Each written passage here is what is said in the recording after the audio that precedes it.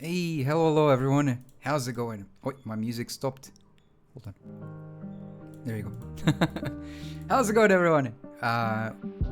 Today is another day, another stream. I hope you guys had a wonderful weekend. Today, we're gonna continue our playthrough of Warhammer 40,000 Rogue Trader. Really enjoying the game a lot. The choices and everything in the game have been super fun. Very intriguing and very interesting as well. Yeah, I'm looking forward to it. And as you guys can see, I got a new outfit. July made a new outfit to match the commissar, my character, and yeah, it's really clean. He's really nice. I really like it a lot.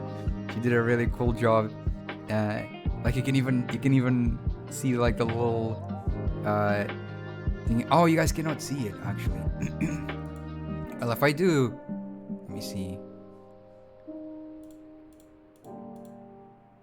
Wait, hold on. I need to wait. Oh, you guys can see it, but like maybe on the other screen. It's not showing up. Well, basically, there's like a little. There's. I think I messed up my. I need to make my avatar slightly, push him slightly up for you guys to see. Let me see. Oi. Oh, you see, there's like something written there on the thingy. It looks sick as heck, isn't it? It looks really cool, man. So yeah, I think it looks nice. Yeah, I'll put it back to normal. All right. Hey fighters, how's it going? I hope you're doing really well. Welcome in. Hope you had a great weekend. Live model win. Guys, my computer cannot handle it. And I also like the 2D style. I don't know. I like it a lot. Even though it's very simple, but I like it. I know it doesn't have as much motion, but I don't know. I like it. But yeah, I don't have my. I would give it a try, but my PC doesn't, cannot handle it very well. So it's really tough. Sometimes streaming games with just like this, it's already very tough on my computer. So yeah.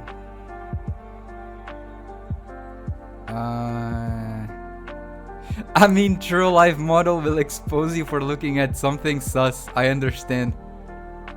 What? What do you mean? Hey July, how's it going? It's good to see you though. I would have done it otherwise. Yeah. Yeah. But listen guys, sometimes I'm streaming games. Oh, hold on, let me go back to this. My bad. Sometimes I'm streaming games and it's still really heavy on my computer, even though I'm only using this, which is just 4 images of my character. So yeah, imagine with an actual character, it'd be super laggy. It would be much more worse in my opinion. I don't think you guys would like to see my character moving around laggy as heck. I think it's better on the eyes to just see the eyes opening and closing and the mouth and everything. I mean, I can do this every time I no wait, not this.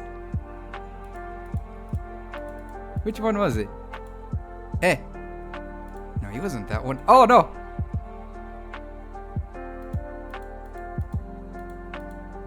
Oh my gosh, it's not what I want. There it is. There it is. I can do like this, so you guys see my character jumping every time I talk. I used to have it like this. What is the blue bar? It's my microphone. Yeah.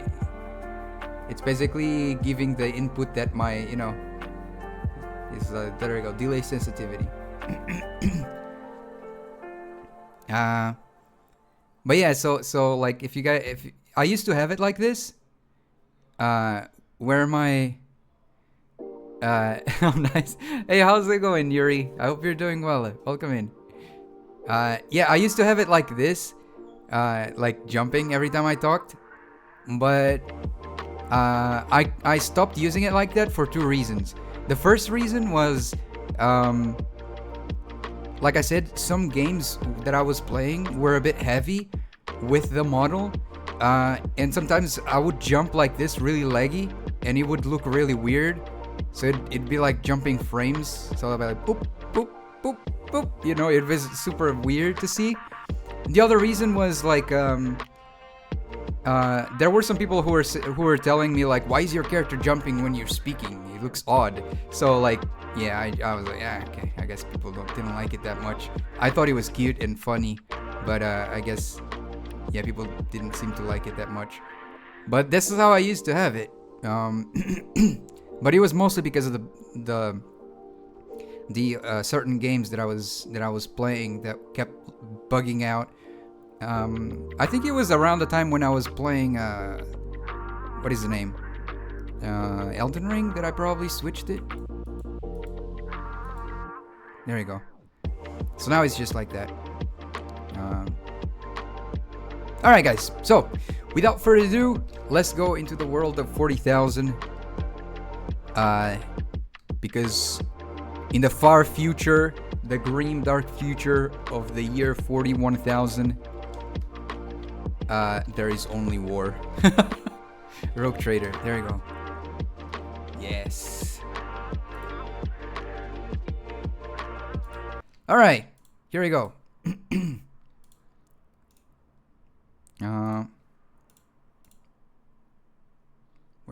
Where is it? Here it is. I'm really excited to see. We found a new teammate. We had some quests with that was my chair. We had some quests done with that teammate, the Eldari, right? The elf class. She looks really cool. I like her a lot. And she's a really strong sniper, so it's gonna be really fun. So I'm excited to see where the story will lead us, and yeah, let's all see it together. I'm really looking forward to see how it will be. But yeah, once again, thank you a lot, July, for the outfit. It looks sick as heck. It looks super clean. As always, July's outfits are very, very clean for my character. I really like them a lot. I remember I shared that there was someone on Twitch that said like, hey VTubers, share your outfits and I'll take a look at them, or not outfits, like your VTuber character, and I'll comment on their appearance and stuff like that. And I sent mine, and they were like, ooh, it's so clean. I was like, yeah, it is, right? Like, she draws really well.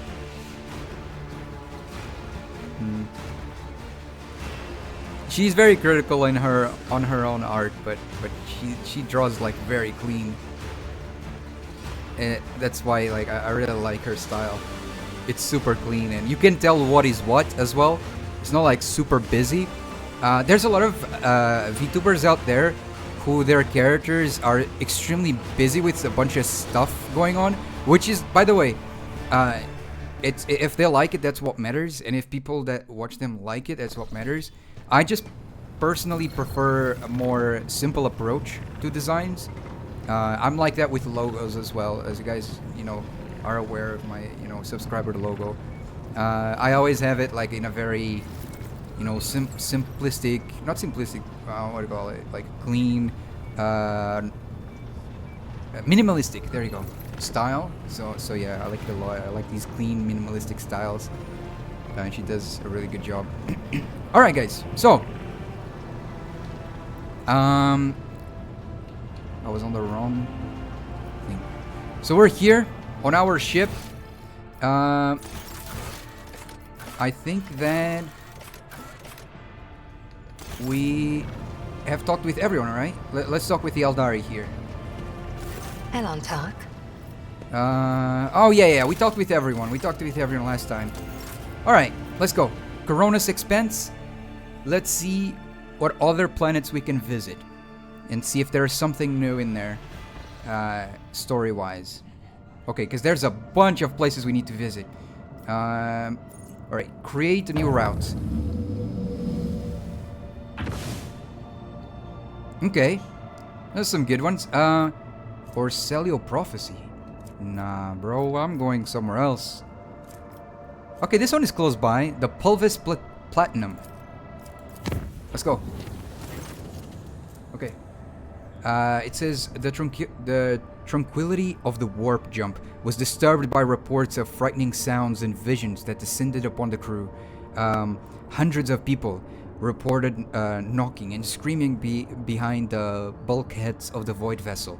The sound of nails scratching against the hull and the elongated Eldaria-like shadows thrashing about the long passageways. The phenomena were most prominent in the far corner of the officer deck, where the new Lord Captain's companion named Yirliet had made her home. The ship left the hostile Imperium and returned to real space. The steady rhythm of life aboard the vessel was disrupted when, on the fourth watch of the voyage, the lower decks had their gravity reversed.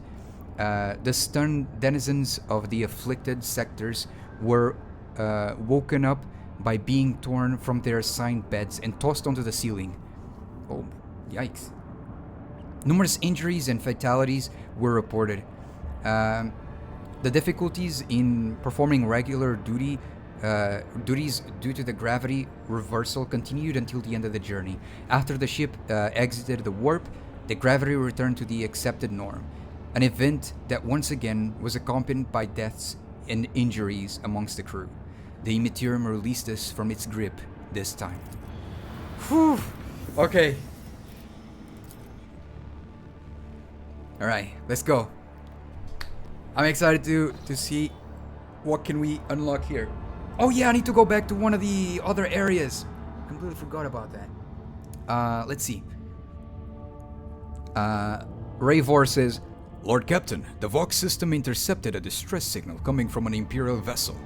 The system contains a ship that belongs to the planetary fleet of Dargonus, the capital of the Von Valencius dynasty.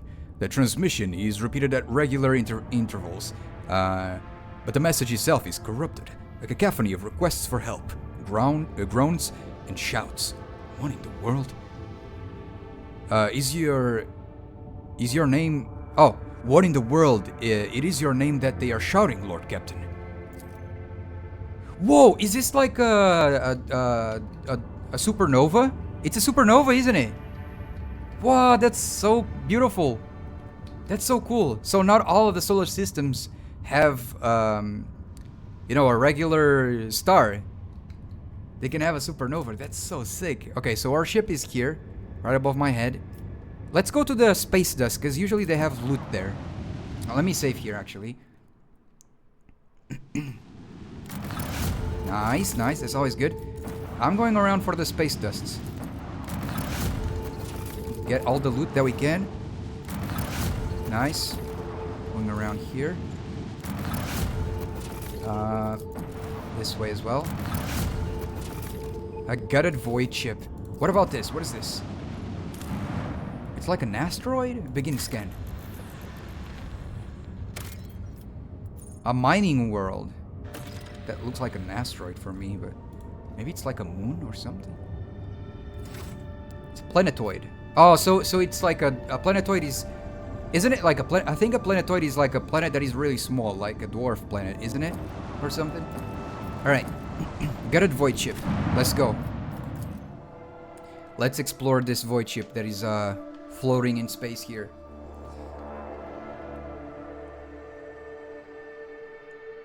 Let me drink some water, guys. There we go.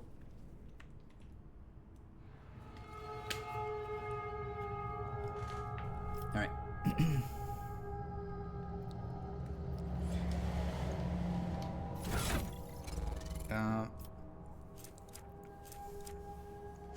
Okay, we don't have anything new to equip ourselves. Hunting rifle. I really wanted to give this to her, but she needs Drukhari and Eldari equipment for that, which I didn't manage to give it to her, to unlock it for her. So we need to unlock that. It's in her next level from what I remember. All right, let's go. A new challenge for me? Oh my gosh, everyone died. Make my soul uneasy, seer of Shael. Is it your third eye? Or is it something else? Whatever it is, do not come any closer. I will say the same to you. The glare of your soul dazzles my sight. To the point of pain, to the point of tears. Oh. We should keep our distance. Okay. This person's body is covered in unpleasant-looking growths. What the heck? Scabs and ulcers. They look like fresh mutations. What the heck? Someone just ran out. Follow my lead. Mutants. Agile mutant. The sweatish smell coming from the dead body seems odd, and the blood has unusual hues to it. Take a knee. All right, let's go. Bow before me. My Auspex has detected something. It was this character that I wanted to close.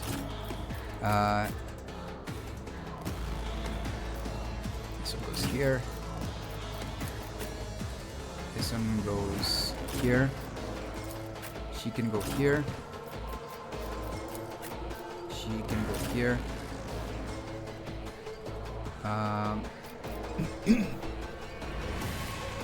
And Pascal, we can move him here. Let's go. All right, Pascal, it's your turn. I think you can go over here and shoot him. Oh, that's in there. There we go. Yeah. Successfully terminated. Okay. There's more of them.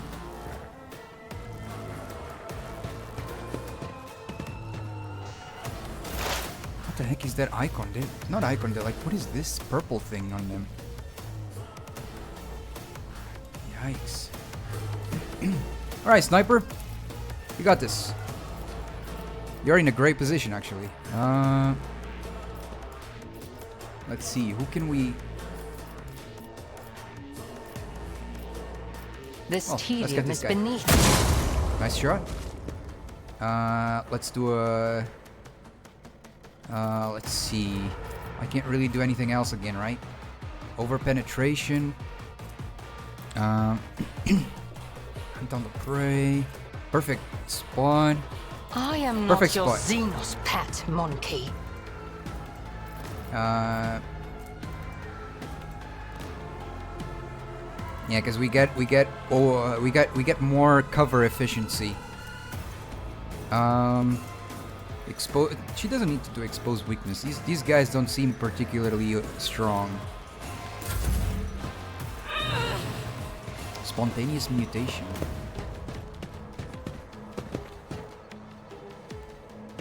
This way. You ain't hitting me. Never mind, you are hitting me. I'll live another day. No! Wait, he got hurt. Emperor, protect me. You know what? I thought he wasn't going to, because I have a very high, like, dodge. But I guess maybe it's because he's really, what do you call it? Maybe it's because he's very agile.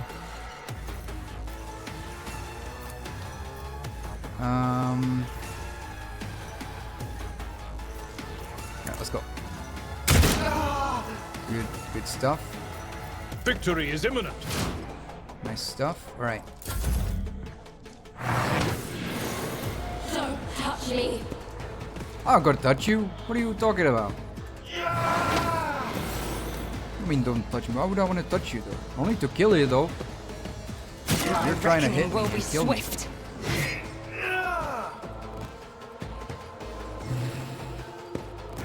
For now. What is this? Spontaneous mutation. I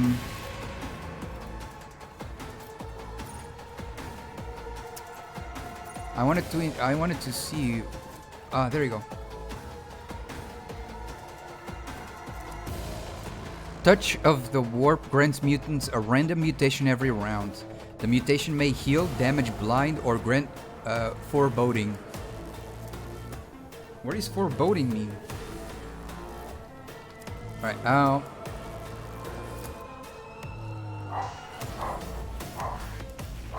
Guys, there is a doggo here in my house. my sister came here today and she brought the doggo with her. So now you guys will hear a lot of bark. A lot of bork. Alright, who can I hit? I guess this guy. He's gonna die, I think. No, he didn't.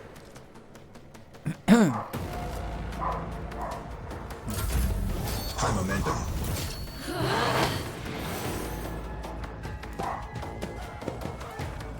Damages. Oh, that sucks.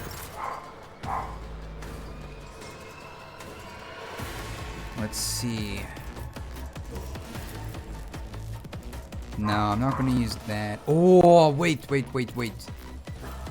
Oh, no, it's gonna hurt if she uses it there. Well, actually, Battlefields are always drowned if I go in here. scarlet. Okay, sorry about the doggo. I can't really do anything about it. Right, here we go. If I may, try to die with grace, at least. Nice, we got him. Ladies and gentlemen, we Do got him. not dare ask. There you go, she can heal. There you go. Like nothing happened there.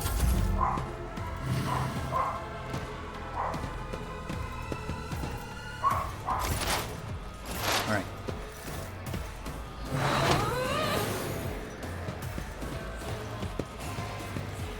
No!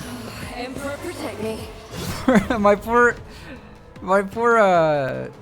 sniper. Oh, what the heck? I can't stand it. Bro, they are abusing the heck out of her. No.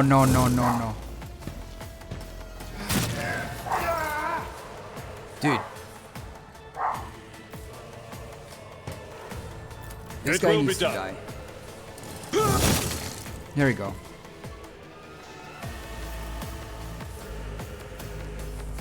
Can I? Yes. I will do my duty. Good stuff, man. And I will do Indeed. this. And then I will do... No, not brace for impact. What was it? Oh, I can't do forceful strike because I don't have... but I can do Victory this is imminent. to protect her. For And I'll go like this. Valencius. And they're all dead now. It will be done. Reduced to dust. A tactically sound approach.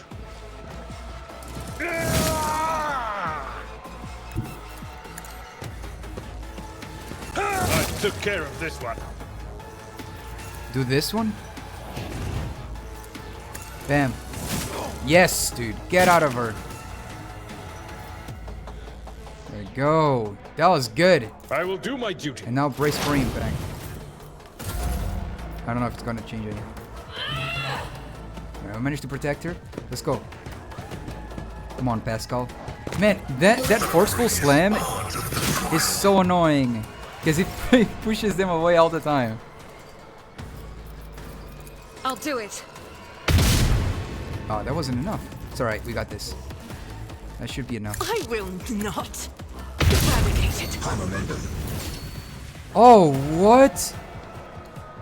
Ooh, that's a yikes right there. In thy Okay. light I stand, and thy light I crave. Boom! That's a kill right there. Faith without deeds, and none can escape the Emperor's judgment. Okay. Damn, I can't walk right there, can I? Yeah. Doubt This is one. for the weak. Now I can, I think. No? Okay. Well, that sucks. I'll do it. Here. As Yes, the there we Emperor go. commands. Another one. Another one. I'll do it. Yes! Strike is a prayer. And now reload. Heck yeah, we got him. Well, now I can go closer. Right here. Wait, who's left? Oh, it's this guy. I'll do this. Too easy. Nothing I can't do. No, come on. Oh man, I missed. I don't think I Already can done. do it this, can I? I can. Not a problem for me. Come on, that's a 49%. I don't have time Sucks. for this. That sucks, man. I should have used that one first. Alright. Actually, I'm going here.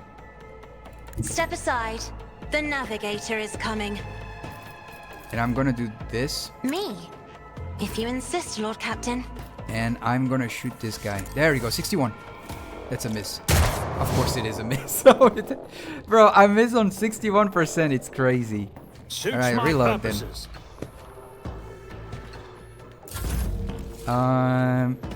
Heal her. If I only can't. that were possible. Damn it. Then who can I heal? Oh, I nice. am a navigator, not a servitor. Good stuff. Alright. Then let's go. Well, that's the last guy, so That was insulting. yeah, that was insulting. What the heck? Stop spitting on me.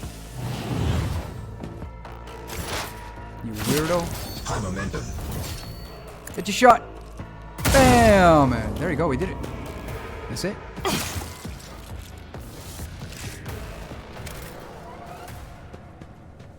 Alright.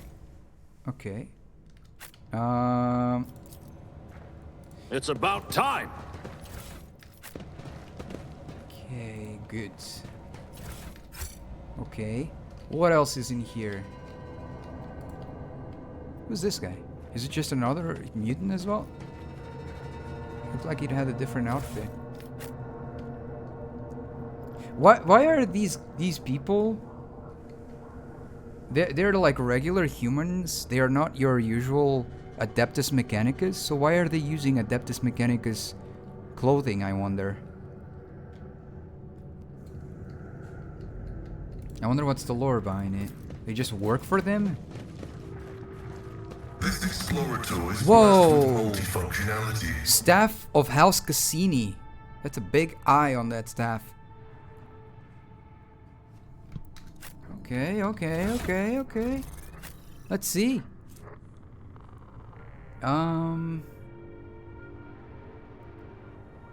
Okay, it grants power to the allies that are targeted by the navigator, plus 3 additional movement points on their next turn.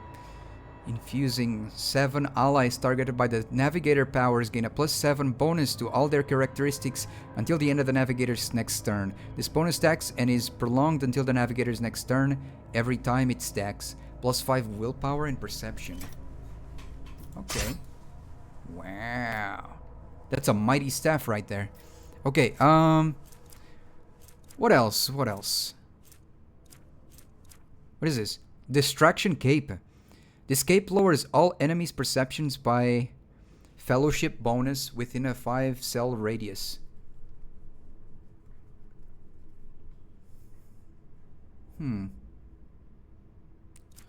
Is she officer? Archetypes. She is officer, okay. I don't know, who do I give that mantle to?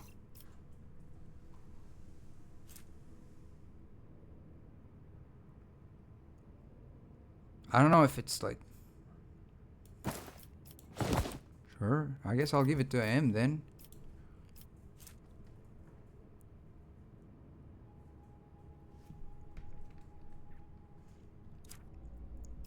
Okay. Nice. I think that's it. I don't think we found anything else. Nope. Save. Let's go here. Books and items of luxury. The legality of some of these is questionable. Bork. But the The Navis nobilite or nobilite, I don't know, often turns a blind eye to such diversions. Okay. None shall stand in my way. God Emperor, deliver us, it says here on the wall. Oh, there's more goods here. Nice. Here. The Cogitator's machine spirit stays silent in an attempt to reach the dead systems of the destroyed ship. Finally, I managed to read that without, you know, the text running out of time. Alright, let's go.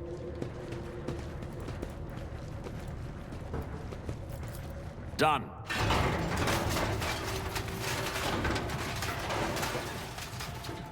That probably took some Victory time. awaits. Oh, what's going on here? Oh my gosh! Close ranks, do not let them get to the sarcophagus. What sarcophagus?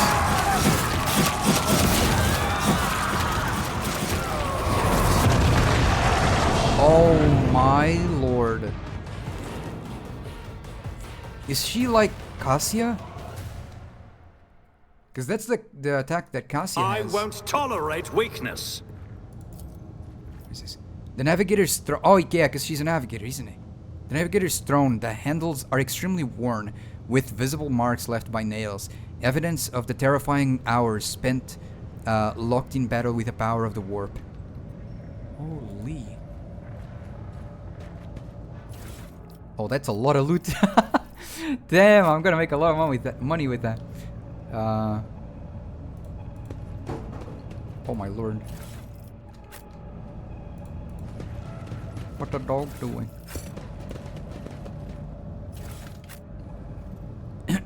Alright.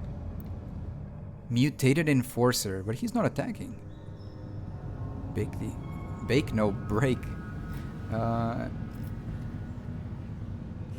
So there's only 2 left.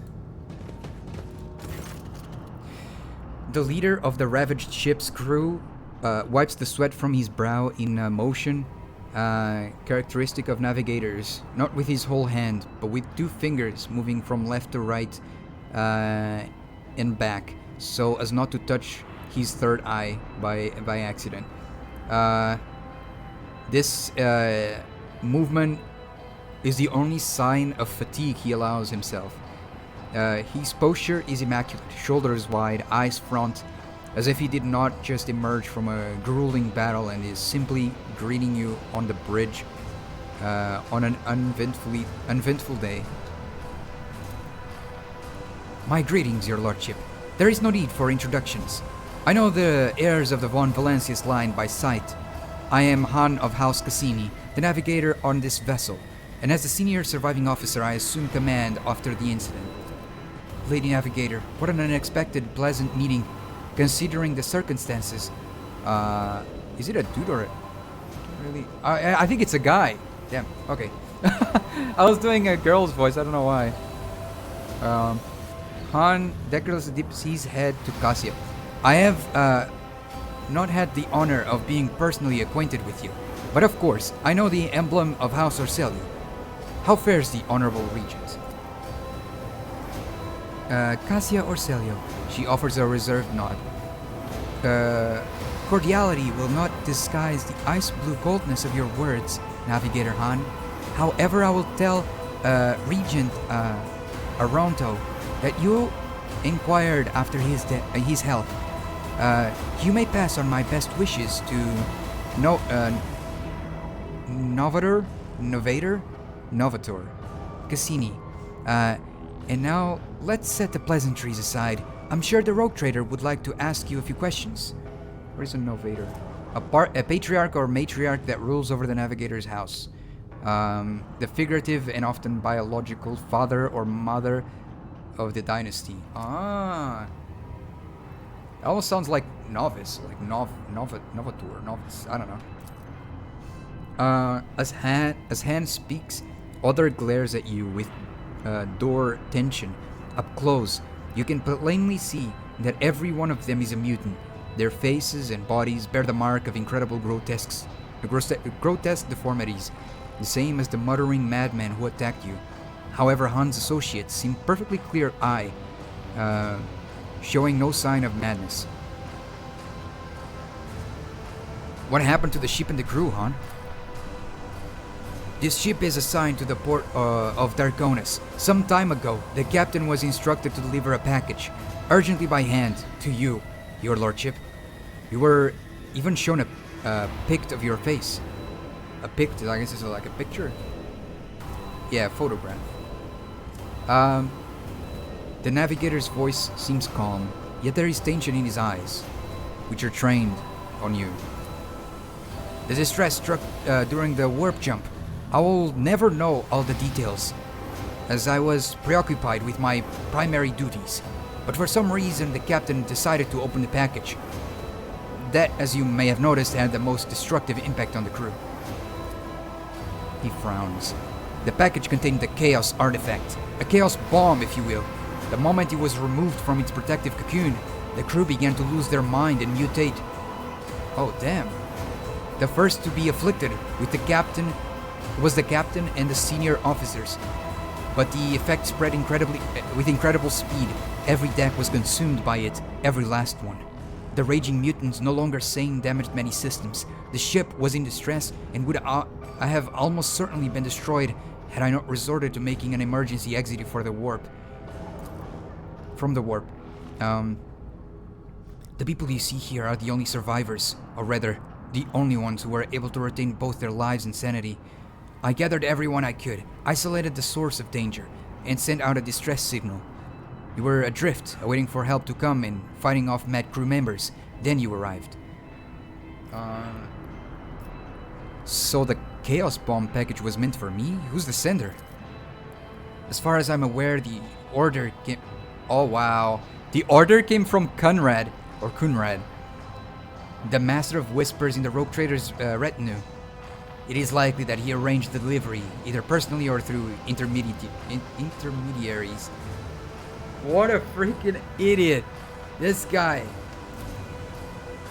Abelard's face turns a deep... puce? Is that how you say it? That blasted traitor beat us to Koronus and is now free to act with impunity. It would not surprise me to find out that this was the work of a sorcery. How else could he have reached the world in such a short time? Han pauses, then adds bluntly, almost brazenly, "Your reaction suggests that you were not expecting a package of the sort. That is good to know. I had almost convinced myself that the Rogue Trader was deliberately collecting Chaos artifacts.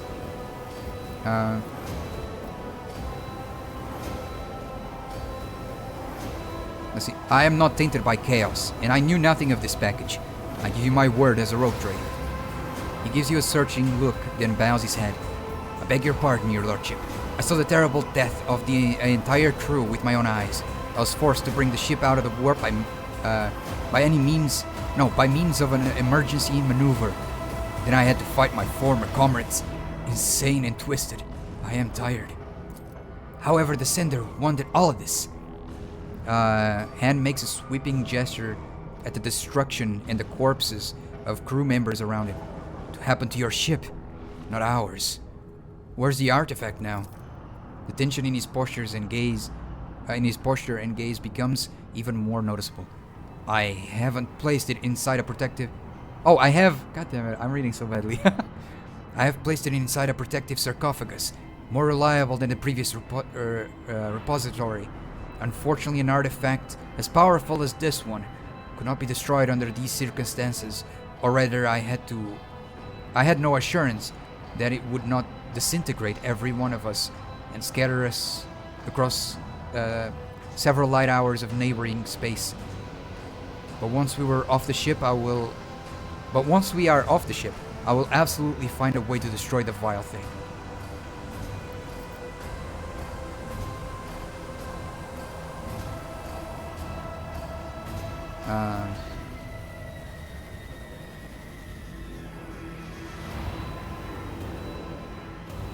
Okay, we could lay mines in what remains of the ship and blast it along with the artifact from a safe distance. I have the resources and the knowledge to do it. Your word gives him. Your words give Han a pause, but he seems convinced. He relaxes a little, but then asks, cautiously, as if testing the waters, "What about me and the crew? Will you take us with you?"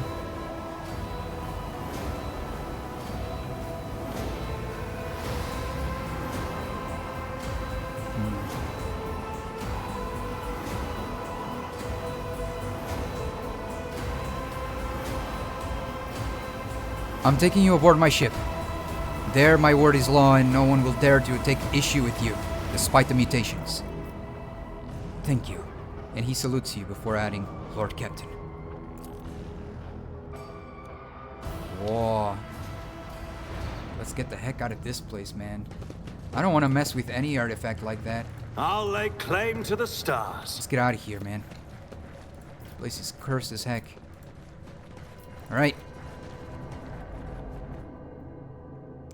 Blast it off. Okay. It's not even here anymore. Blast off into the sky.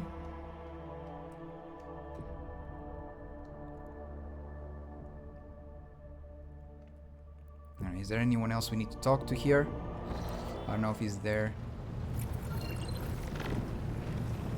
Oh, he really had changed position. Oh, wait, no, wait. No, my camera changed. Strange and blasphemous things started happening during the first warp voyage with you on board. The crew are whispering that you may be the reason. Is that true? The minions of She Who Thirsts could sense my soul behind the thick walls and thin veil that separate your fragile lives from the roiling fury outside. A child of Asurian that dared to wander beyond the veil, within the reach of an outstretched claw, protected only by the barrier of unreliable monkey technology. It is too tempting a quarry for the monsters that serve Cylon Thresh. Our ships never venture beyond the veil, and I never traveled the way you do, monkey. Dude, it kind of feels weird for you to keep calling me monkey. I admit man. this was a novel experience. I lost composure, let dismay into my heart, and almost strayed from the path. This moment of hesitation drew the attention of She Who Thirsts, but I summoned my will and used the knowledge of meditation to achieve balance, and hide my soul behind an impenetrable wall of resolve. Future journeys beyond the veil will still be difficult, but I will steel my heart and not let the hounds of Cylon Thresh pick up my scent ever again. Alright. Alright, let's talk with Abelard. Is there anything new? Lord Captain. Okay, there's nothing new. Victus. There's nothing new. I don't think there's nothing new with most of them, right? But let's check anyways. Words cannot describe how boring the bridge is without our stimulating conversations. What does your special sight reveal? Reading Xenos' colors has always been a grueling challenge for me. The boundless palette of colors Iliad emanates is too painful to look at. Her hues are bright, blinding, unnatural, and very, very dangerous, Lord Captain. Dangerous? I would never entrust my safety to a being that screams so loudly and clearly of its alienness to human perception. I see. Jai is like a gem. The brighter people shine around her, the clearer her faces reflect a myriad of colorful gleams. They are all parts of Jai, but no single one of them is her. Huh, I interesting. cannot discern her true colors through the veil of her motley shawls. I peel off hue after hue, only to find a different color underneath So every she time. masks herself often. She keeps trying to be good, I guess, but she's masking her true self, I guess. The esteemed Magos Haneman is shattered, like a beautiful stained glass window into a mosaic of colors. His bright, beckoning hues are mixed together in complete disarray. I must confess, it perplexes me. Normally, scarlet and steel are all that fills the heart of a servant of the Omnissiah. Interesting. This is so interesting the way she looks at that. Argenta, anything new? Greetings. Nope. Nothing new. Let us go to here.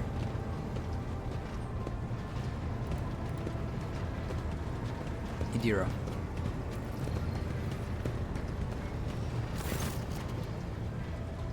No, nothing new. Jay. Jai. It's Jai. I thought it was Jay, but they keep saying May the Jai. Exalted One protect you. Have you grown bored without our little... So there's nothing new. Okay. Pascal. Pascal. Pascal. I don't The know. Omnissiah knows. No, nothing new. Abel. Rebel. Whoa, wait. Hold on. Let me. I think it's Abel. Abel acknowledges your arrival with an attentive gaze, but does not utter a word. How are you feeling, Abel? The tech priest stares intently at his feet for a while and then says in a halting voice, The running of the binary protocol was bogged down and dissolved in false commands. The filter has separated the correct signals from the incorrect. The running has been restored to its swiftness. Pascal speaks softly as though trying to match the inflections of Abel's voice. Tech Brother Abel has passed the diagnostics. The pernicious influence of sacrilegious procedures has been completely eliminated.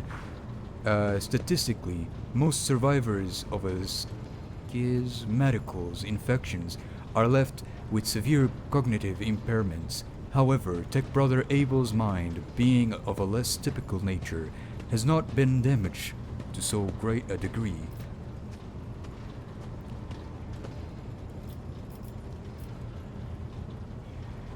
Why do you and Pascal have the same name? He freezes. From his, I don't remember which voice I used to give him back then, so I'm giving like a deeper voice, I don't know. From his vox synth, barely audible through static, come the words. The naming of the names is not an index to the text. The naming of names is the text. What? What does that mean? Abel's answers can be enigmatic. His mind works differently from ours. He thinks in harmonic imagery and notices the symmetries and proportional relationships in the world around him. Poetry would be the closest analogy to how he perceives and interacts with reality. Abel, could you please explain what you mean? He relaxes a little. His gaze drifts to the side. There is silence.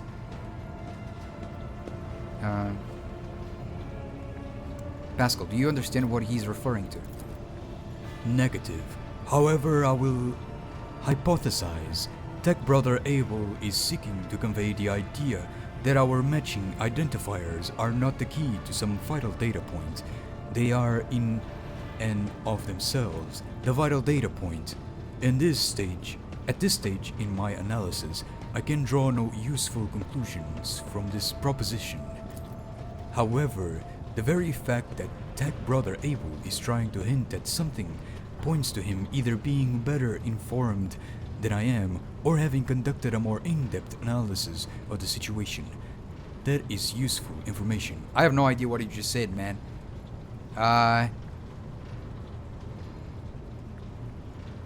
Are we overthinking it? It doesn't matter why your names are the same. What matters is that they are the same. Is that what you mean? Abel looks sideways at you, and at once he's transfixed stupor is gone. At this point in time, the cycle has been broken and reshaped into a rising spiral, as Amarnath envisioned. On hearing his mentor's name, Pascal let out a raspy, static-filled sigh. They are connected. My hypothesis regarding Abel's connection to the blessed Amarnath has been confirmed.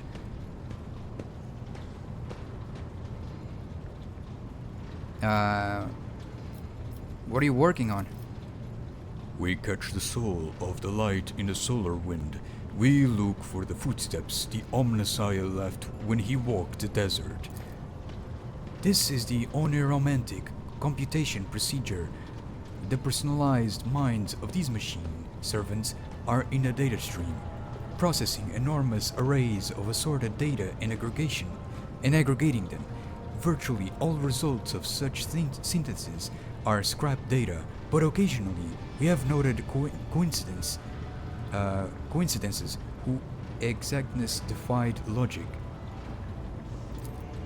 It is an extremely rare and venerated form of statistical augury, but Tech Brother Abel is adept at this form of appealing to the Deus Mechanicus. Inspect the machine. The hair has been removed from the servitor's head. Their bulky cerebral augmentics cover their skull like helmets.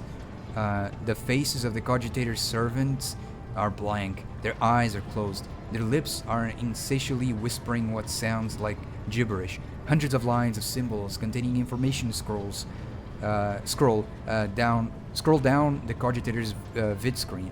Abel Hanuman peers at it with voracious interest, in sharp contrast to his usual placidity.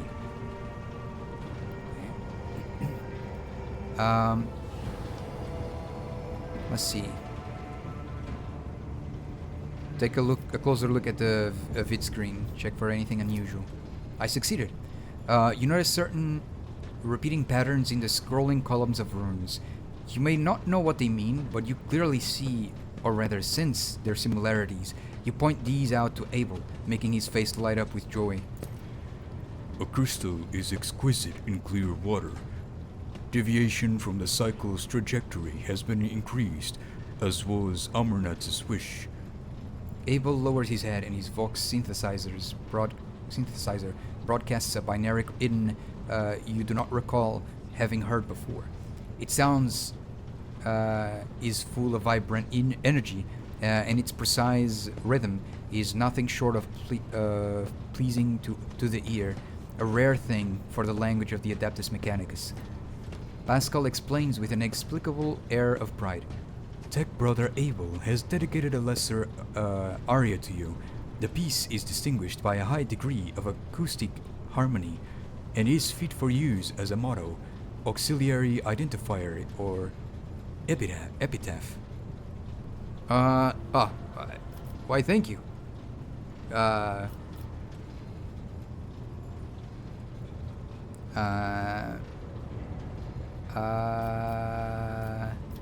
Sure, I'll just bow. Thank you for the generous gift.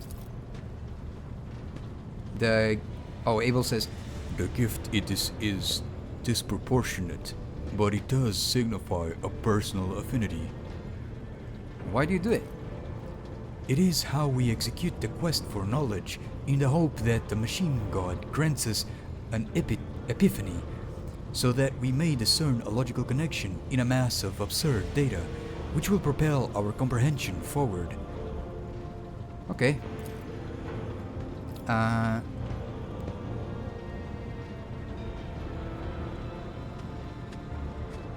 Did you hear what Abel said? It seems we have contributed to Amarnath's design and deviated from the cycle. What does that mean for you? A low, guttural sound rises from the depths of Pascal's voice. Well, yeah, Vox Synth is like the machine that allows him to speak. As though the planet's tectonic plates are shifting and cruising each other. The mighty rumble brings forth words imbued with power. We followed a path charted by a great mind, but that path leads to dark places. The cycle has the advantage of predictability. Abandoning it will plunge the collective into a perilous space of uncertainty, which will inevitably lead to disasters and the risk of a universal annihilation. The doctrine of discontinuity. No? Of discontinuing. Oh, discontinuing. I think that's how I say it. The cycle may herald good things to come, or it may be a death sentence. Only the Omnissiah knows all and comprehends all. Others are mere prophets who interpret his wisdom as far as their own comprehension permits. Let's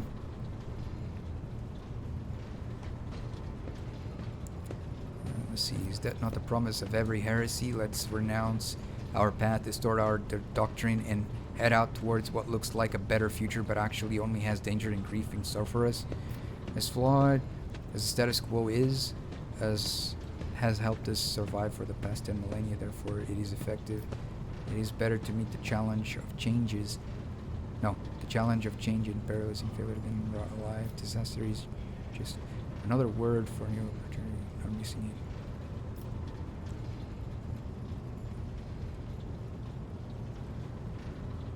Yeah, I'm no prophet.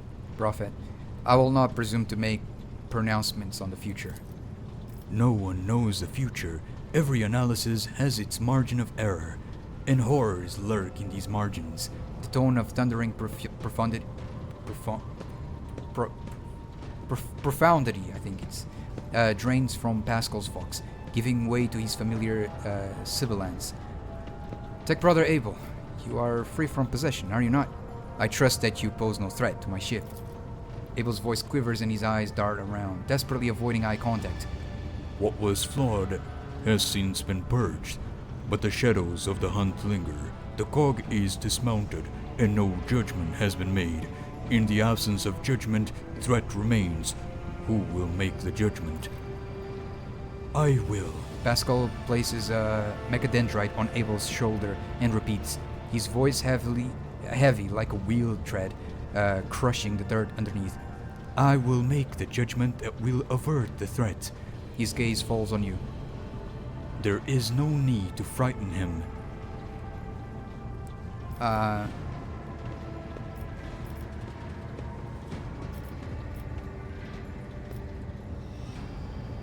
will try not to give him any undue cause for dread. Thank you. Alright. That was a very smart conversation. I don't think I understand much, but I'll just nod. Alright, let's go. We have places to be.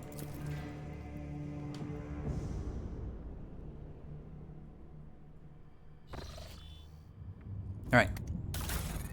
Let me check here. Can I put some?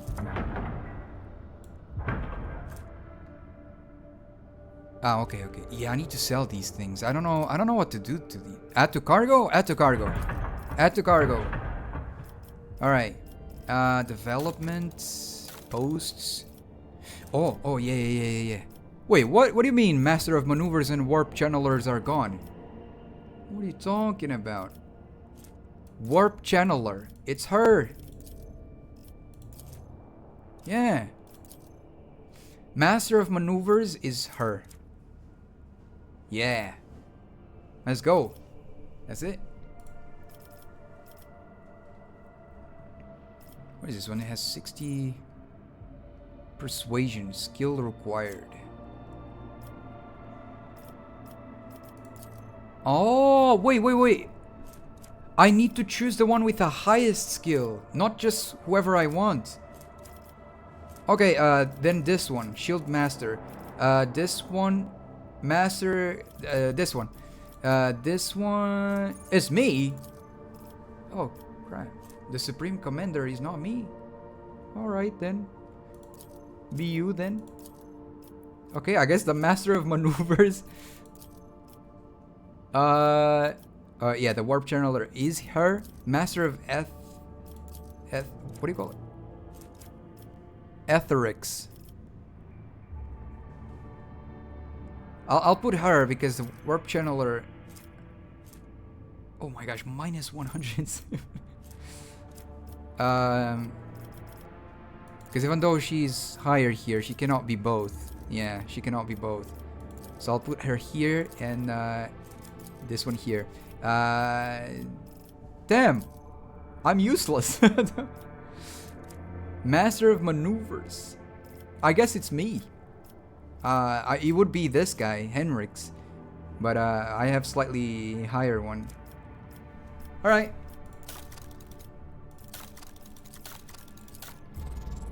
Interesting, I didn't know that. Okay, now I do. Guys, how do we... Oh, it's here. It's this button. I was wondering how to get back to the map. Okay. Create a new route. This should be easy to get here, right? Oh, crap.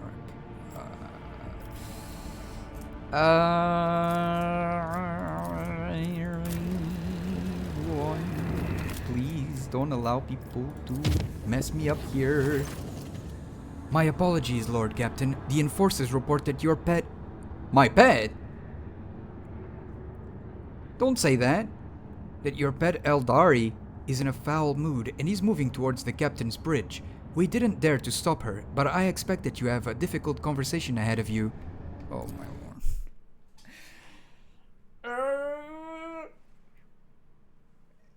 We're so screwed. Okay. Or not, maybe it's not that crazy. Yeah. Hello? Please spare me a brief moment of your time, Elantak. She quietly appears beside the throne. Exhaustion and anger set upon her brow. Asurion knows that I do not care about the curious glances of Monkey. I grew inured to them back in the blossoming gardens of the Lilithon. They curse me from afar. They follow my every move. They ward themselves against me. Let them. After all, what can be done with such weak-minded, primitive creatures? And still, one monkey stunt has caused the cup of my patience to spill over. She dared to approach me, to speak to me, and touching my hand, she suggested that we withdraw somewhere private. She wanted Morag. The mere memory of it stirs up a tempest in my soul. Huh? I'm a bit confused. She suggested that we withdraw somewhere private. She wanted K Morag. What is K Morag? The mere memory of it stirs up a tempest in my soul.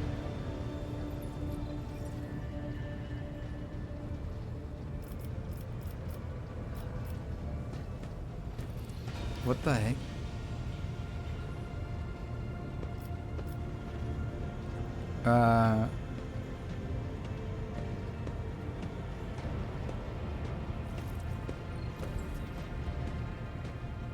Were you truly offended by it? Try to imagine, Elantak, being lusted after by a wild beast. So. I see. Disgusting. So vile that it makes your very soul shudder. So some woman wanted to do plus 18 stuff with her. What the heck?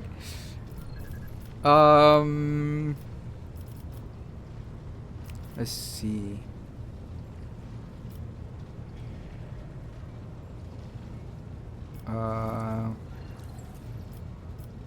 Yeah, I understand that this incident was unpleasant for you, but it doesn't mean that all humans are animals. No. Your kind, simple souls and narrow minds are the root of all these flaws. What do you Narrow mean, minds and simple souls. Every day, I feel as if I am caught in a trap, surrounded by a pack of wild animals.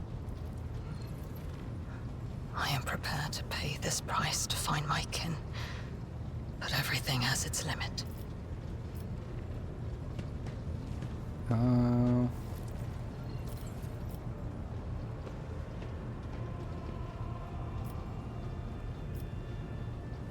I will speak to my subjects. You will not be bothered again. Your words warm my soul. Very well. I will leave now. Do not forget your promise. No worries. I don't want her to feel unwelcome, you know?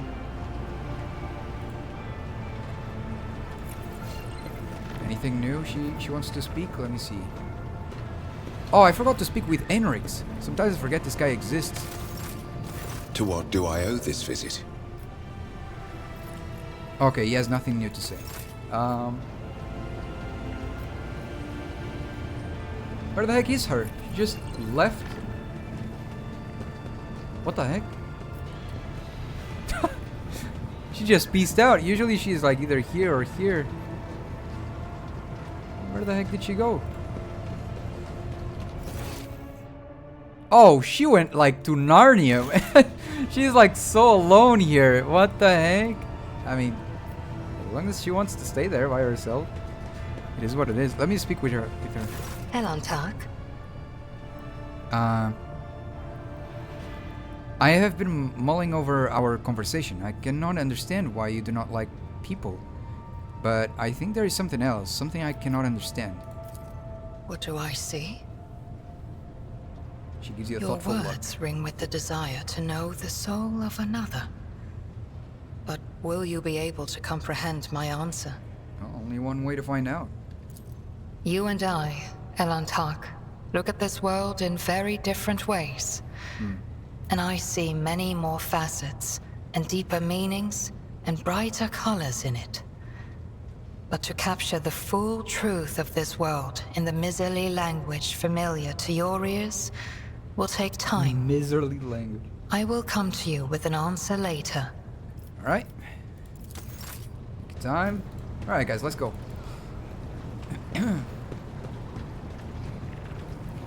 Let us proceed. Ah, yeah. I need to not forget to go back to the other area where we've been, because the road is finally cleared. Oh damn! Oh, but I just got here. Damn! I need to. Okay, I'll check it later. Visit. I keep forgetting to go back. Whoa! It's a red dwarf. Is this thing about to explode soon? Isn't it what happens?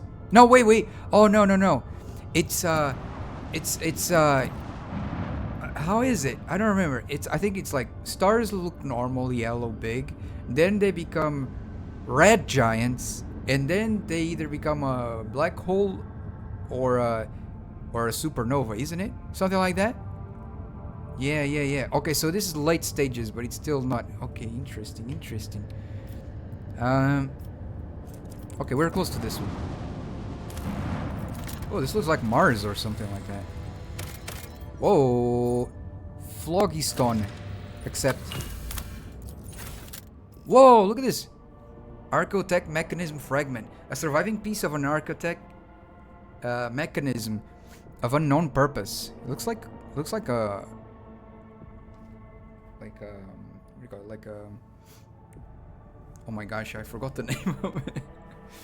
When you see like the north, the south, the east, west, you know, like a star, one of those. Discovered among the wreckage of an ancient imperial vessel on one of the planets in silence of Mersagret. Okay. The rogue trader's unknown mechanism. Intricate component. Let's go here then. Whoa, what the heck is that? Oh, this is a dead planet. Yeah, it does look really dead.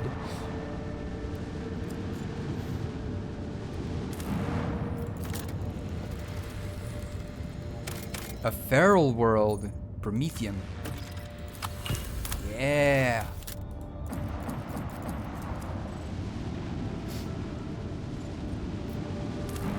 Whoa, what is this?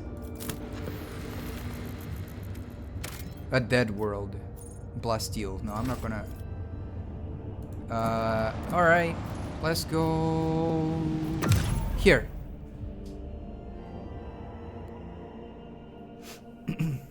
Since there's nothing there, wait, where the heck am I? Oh, there you go.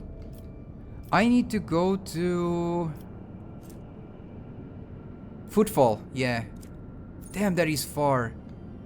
How do I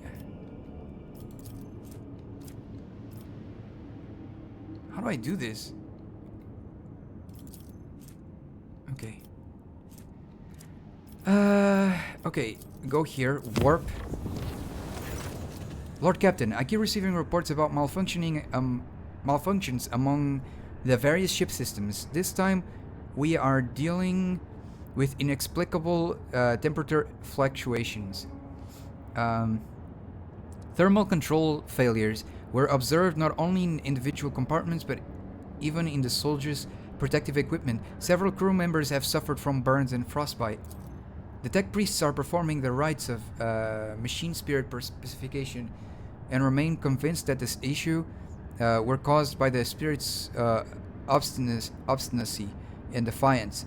Their reports claim the incident remained well within the scope of expected performance parameters. Over the last few days, complaints about the malfunctioning thermal controls have dwindled, but the crew members have started whispering that our vessel is haunted. The tech priest's assurances that only the machine spirit's tempers are to blame are doing nothing to dissuade these ridiculous rumors. During the warp journey, okay, it's basically saying nothing happened. Nothing bad happened. Damn, how am I gonna do this? Okay. One more. Warp. Warp. Whoa! Damage taken! Oh no! The officers on one of the lower decks stopped providing status reports. 3 days have passed since the Vox system broadcasts anything other than the subdued moans and wet slapping noises. What? I'm sorry, what? What's going on here? An enforcer squad sent to investigate reported that the denizens on the lower decks, the lower level, had regressed to animals and succumbed to depravity. What the heck? The connection with the squad was shortly lost. The High Missionary of the Adeptus Ministorum became flush with fury and condemned these as designs of the arch-enemy. The hotbed of heresy was cleansed with fire and prayer. By the God Emperor's grace, no perils of the warp prevented the vessel from returning to real space. That is scary.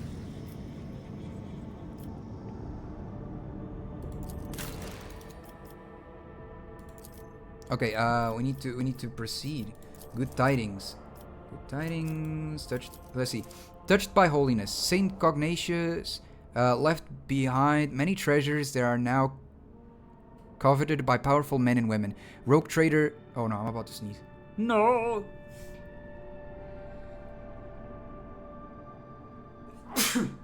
My lord.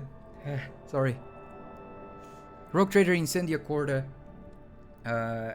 possesses the shards of a priceless combi tool bearing the saint's fingerprint, formally replacing the relic via the Adeptus Administratum will be a bureaucratic war requiring influential allies and nothing short of an army of clerics and scribes. But if it passes into the safekeeping of monks in the Order of the Hammer, it will be a great triumph for the faithful. No, I don't remember that one. No. Good tidings. The Order... Nagi gains the frequency of faith feature. All eyes gain plus... Damn! The Order of the Hammer has closely held an ambitious dream to erect a giant spire that will reach up to the Foulstone's orbit. From there, a powerful Vox station will broadcast prayers and sermons to the entire planet. Damn! Isn't gonna deaf everyone? While the voice of an astropathic choir will carry the sacred words all across the Koronus Expanse, the good tidings will be heard throughout the Vox spectrum, rallying the Imperium's subjects. Sure, man. We can use that one. Alright. Let us go to the Furibundas. Is it? No, wait! I pressed the wrong thingy.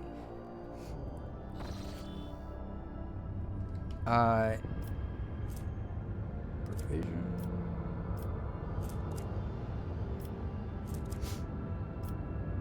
Burning World. Right. It was not this. It was this. There you go. Warp. The bridge is thrumming with the sound of endless officer reports, the hum of ancient mechanisms, and the buzz of servo engines. Among the usual servants bustling to and fro, the Lord Captain notices a flash of flame red hair. Oh no, it's about to go down. Fight time. Ripperonis.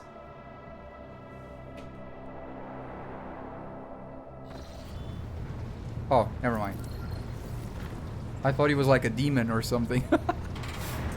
No, it's just her. Okay. You posed a question to me not long ago, Alantak, and now I am here to present you with my answer. With fluid grace, Yirliet emerges from the shadows of the captain's bridge. Her face seems to glow under the lumen light. Her expression slightly more pensive than usual.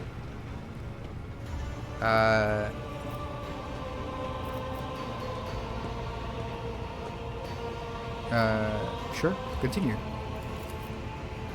Then listen closely to my answer, Elantak. You may struggle to comprehend what it is to be said. Being accustomed to reveling in your own might and skewing the world to suit yourself, beat your understanding not towards my words, but the sense that lies hidden in the shade of their sounds. She half closes her eyes, her words unfurling slowly and melodically.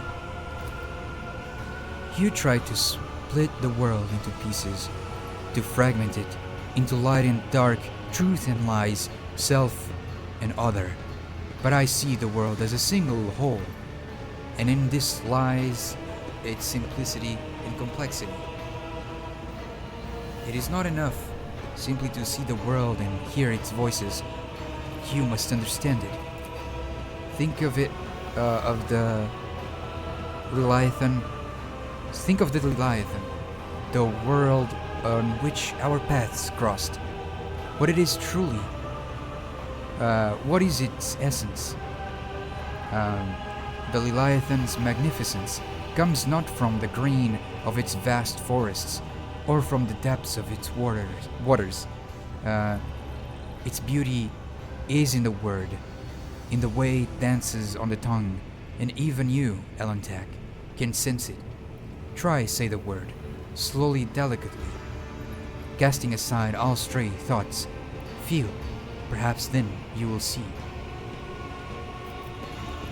I'm closing my eyes and try to speak Leviathan. Leviathan. The world around you fades and your perception instantly narrows, coming to a single point of focus on the tip of your tongue. Your tongue delicately tickles the roof of your mouth, and the sound slips along your throat with incredible silkiness, warming as it goes like a sip of fresh recaf. I don't know. The tip of your tongue touches the same place again, and the air softly rushes from your chest. The sound like the surrounding of leaves as the wind weaves through the forest canopy. Thun. Your tongue taps your front teeth, and a gentle vibration spreads through your body, sending a shiver along your spine. What kind of... Okay. Guarded interest gleams in Yirliet's eyes when your gazes meet again.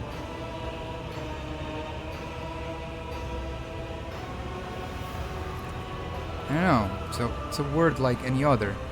There is nothing special about it.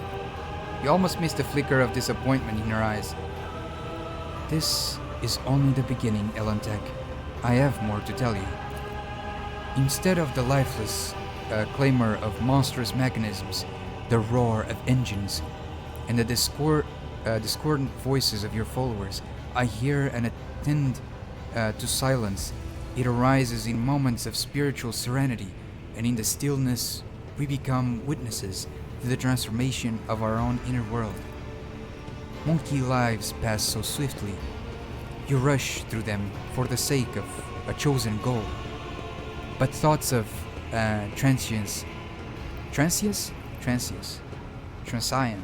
I don't know, and loss frighten you, and so you drive such thoughts away and drown yourself in a daily tumult. But it is from fleeting moments which enter our lives and quickly vanish from them that the soul's fortress grows, a moment's blooming, an hour's wilting. The splendor of each lies in its ephemerality. So too the memories of those who have left our side and no longer walk the path with us. And in you, Elentak, I see much more than just another monkey. Oh, thank you, I appreciate it. Your true essence lies in your will, which is capable of changing the world around you and within you. It lies in your ability to create and to understand your creation, and in your ability to destroy. Yeah? It lies in what your kin's minds cannot grasp, what their primitive sight cannot behold, but I can see it.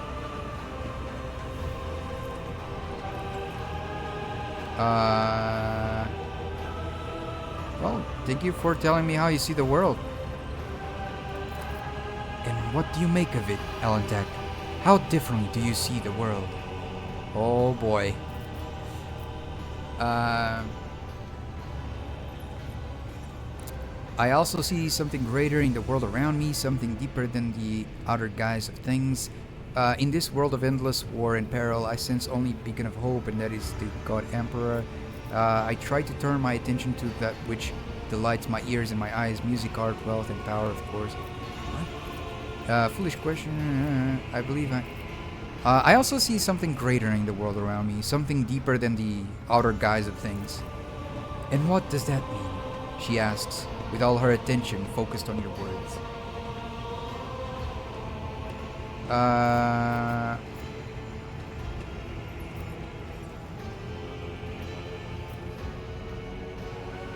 I see the uniqueness of every creature, everything, and it pleases me.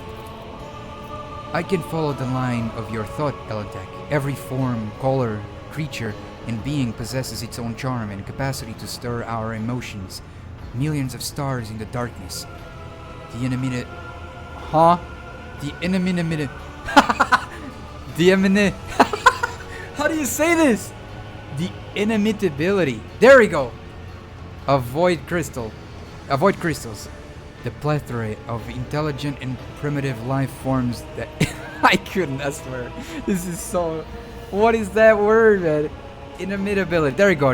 Now that I have learned it once, I will not forget it, I think. Inimitability. There we go. The plethora of intelligent and primitive life forms that inhabit the galaxy. The world manifests itself in endless diversity, and in that lies the true magnificence. She says nothing for a time, silently watching you from under her half-lowered lids. Now that we have each shared our truth about this world, I would like to know in your thoughts about me. Huh? I would like to know... Oh, if your thoughts about me align with those of your kin, Elentak, or if you see me differently.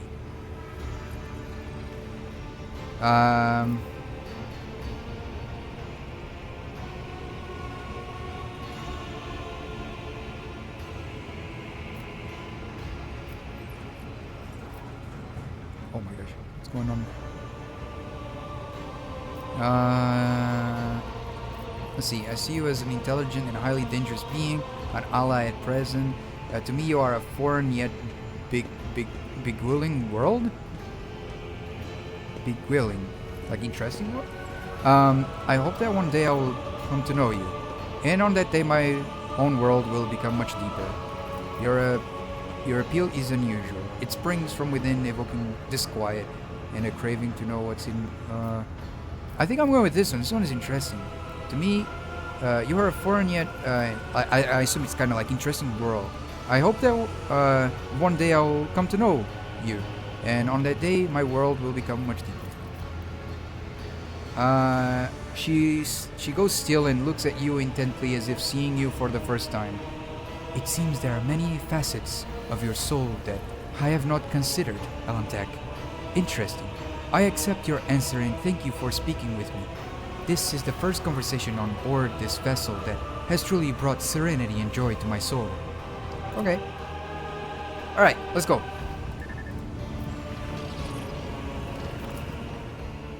I think everyone is unique and everyone is an interesting world, if that makes sense.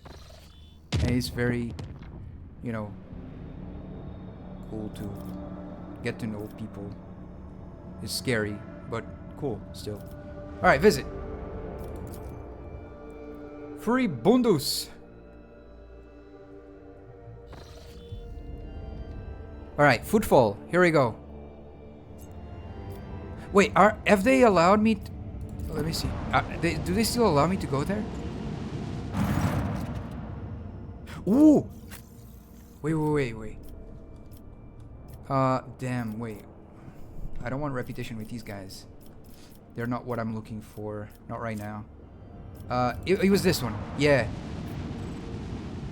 They didn't allow me to go there last time. Yeah, they still don't allow me to go there. Alright, let's go here to Footfall. Explore the newest unlocked area. The newly unlocked area. Yes. Okay, let's go.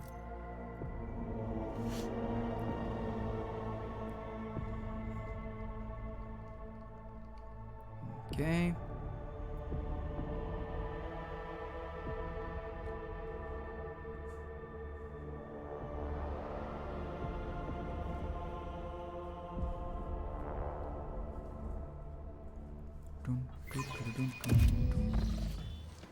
Alright, here we are. Let's go to this guy. Opticon 22. I need to do a quest with this guy, isn't it? Damn, look at this guy. What is his? Sicarian Rust Stalker. Damn, he looks insane. Okay, show the data slate. I have collected planetary data that may interest you. With a respectful nod, the tech priest takes the data slate. The collected data is of interest, significance, compliant with the criteria for cooperation. The Cognizance fleet thanks you for your contribution and guarantees the provision of a reciprocal service indulgence in the form of parts and equipment. Hey, nice. Reporting, the Kappa thread supply line is ready to continue cooperation with the Von Valencius dynasty in the sphere of planetary reconnaissance. I think that's how you say it. Alright, cool. Alright, we have stuff to sell, right? Yeah. Will to live. Yeah, I want that one. Reputation. Select tradables. Trade. Yeah, let's go. New weapon.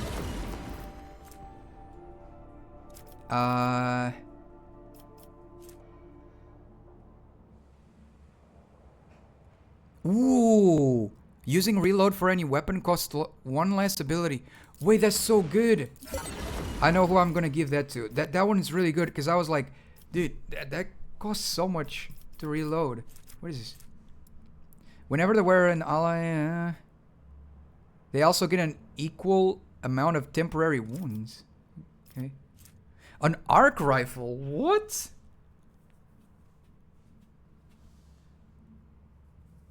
Whenever the wielder hits a target with the arc rifle, they also attack all targets within 2 cell of the main target.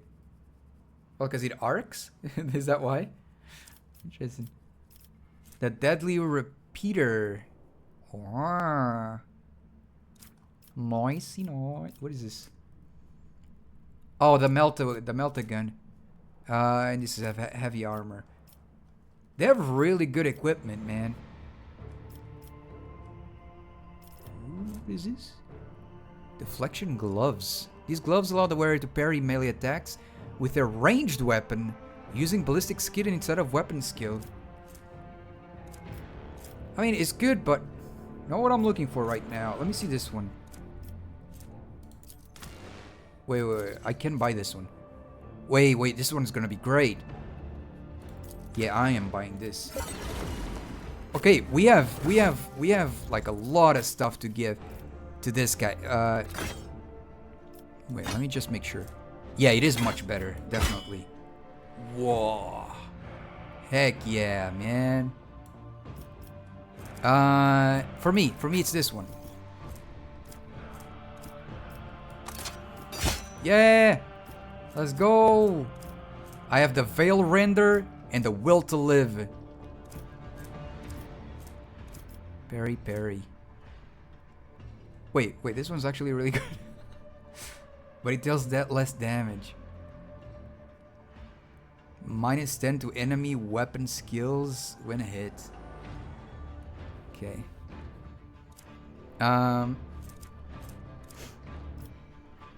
What can I do here? Oh yeah, this one.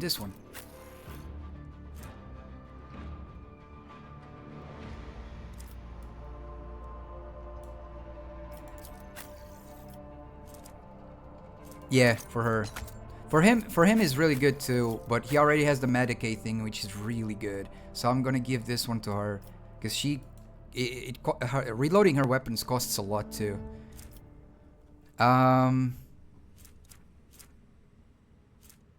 What else can I do? Okay. Power grip, no. This one.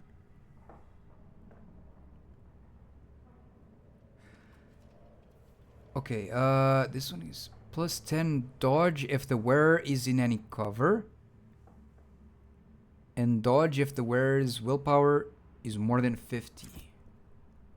No, it's not. I need to... Yeah, I think I need to increase our willpower or something. And then this one would be nice, because he'd be always up there. The dodge would always be active regardless of cover or not. Anything else? Oh,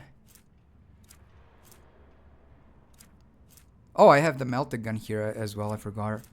The Star Blight. I completely forgot I had that weapon. It's a two-handed ranged weapon. But no one can use it. Because it's Drakari. Yeah, it's Drakari. I think I know who to give this one to.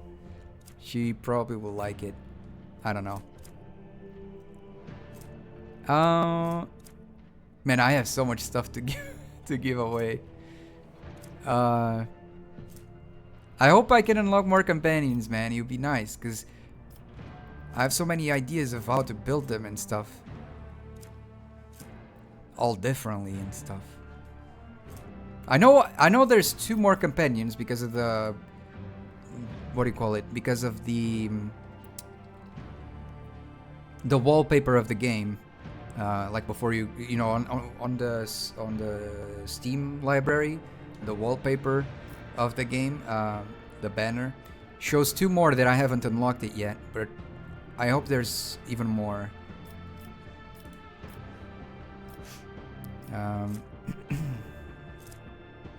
But probably there's only 2 more, and then it's gonna be DLC stuff most likely.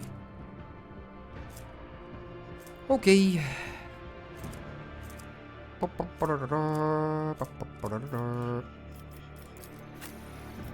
I don't think there's anything else. Yeah.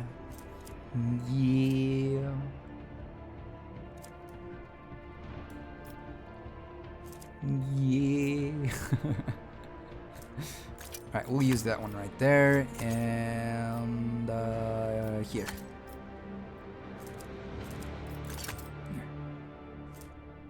Binding force. Yeah. Okay.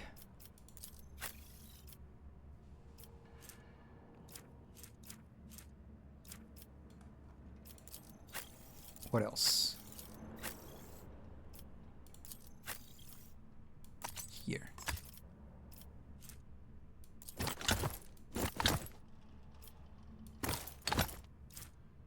Ah, there you go. And then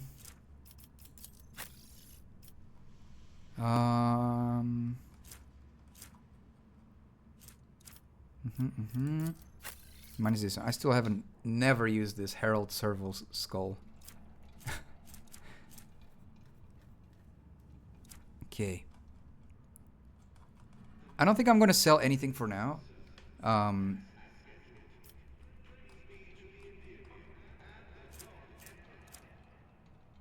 Or maybe I should. For now, I'll just save. Okay, I think that was it. Let's go to the rest of Footfall. Yeah. Let's go. Unpause.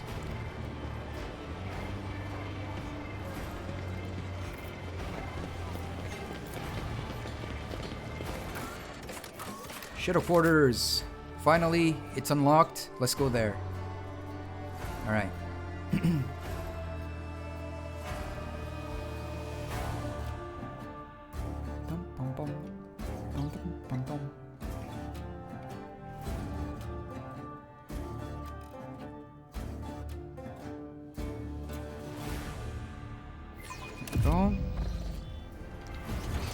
Okay, finally, let's go. They cleared it. None shall stand in my way. Let me talk with the exterminator first. This is the foreman of Unity Crew 2 is whistling some jaunty tune. So, is the quarantine zone safe now? Well, that depends. We figured everyone who could have died is dead and rotting. Disease and parasites don't usually live in corpses. We threw a few expendables in the quarantine zone. And we can say for sure that it was thirst that killed them in the end, not disease. Oh my lord. But there's still people there. Brothers and sister, look. They cleared the way. We break through. It's now or never. I won't die here like a rat. Go, go! Shoot everyone you run into. Submit! Oh, that and you'll sucks. die quickly. So much for... Are you ready to die? So it's thugs. Infected thugs. Right here. No, wait. Yeah. Here we put her here. The sniper. Here. Her we put here. This guy we can try to put here. And I will be here. Let's go.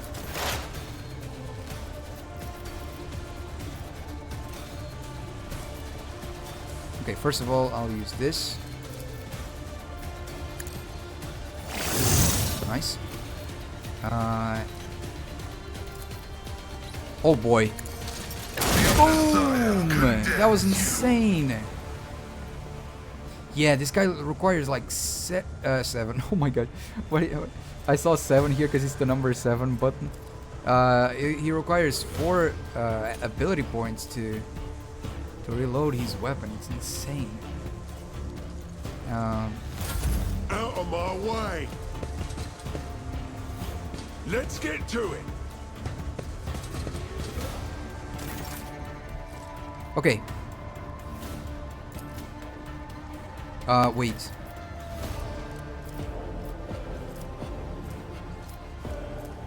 Reckless rush. No, this is movement points. Let's go. Doubt is for the weak. Oh, nice shot. Good, good, good. And now we Faith do without this. deeds is worthless. As the Bam. Emperor commands, eradicated. Nice. Unfortunately, I cannot reload. Here we go. Oh my gosh. These guys are all about to die. Hold on. They're all about to die. Oh no. Look at this.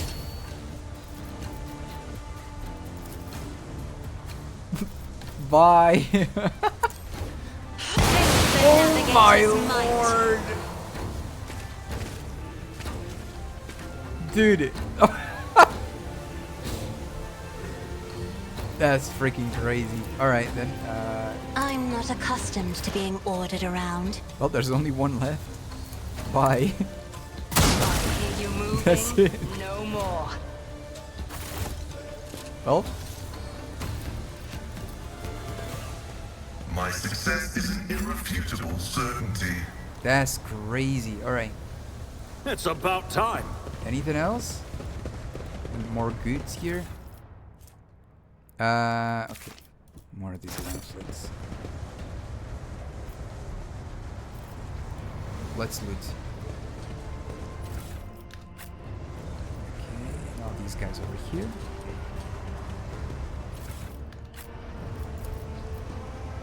Part of an ancient sewer system. The pipes lead somewhere deep within the asteroid. We should deal with this. Whoa, what is this? Revered Hieronymus' teaching on the path of a Saint Drusus. Like that. Maybe it's good for sister. Forgot her name. What is her name? Sister Argenta. Vagabond. He moans unintelligibly and intangibly or something. A new challenge. Keep a for sharp me. eye. Coughs. Coughs. Shopkeeper. Death, dressed in black, walked the streets and sought to seize. Something like that. Alright. Medicaid. Oh, it's around. Okay.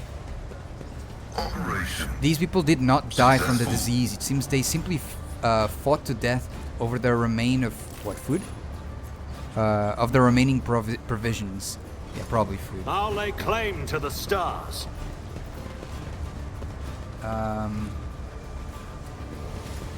else I'm missing here? No, not here. Damn, I don't know where to go first. I think it doesn't matter really. I think I'll just go here. Cast your eye there. Okay, saying the same thing. Citizen. Coughs. Someone's spilt water here and it hasn't had time to dry. Well, that's new. Alright, let's go get these goods. I won't tolerate weakness. More of these. Why are they everywhere? Okay, we already saw these pamphlets before. This citizen right here saying the same thing as the other ones. There was once a mine entrance here, but it caved in decades ago. Caved in. What the heck? Caved in decades ago, not caved it. Loosely buried under the piles of trash are bodies with obvious gunshot wounds.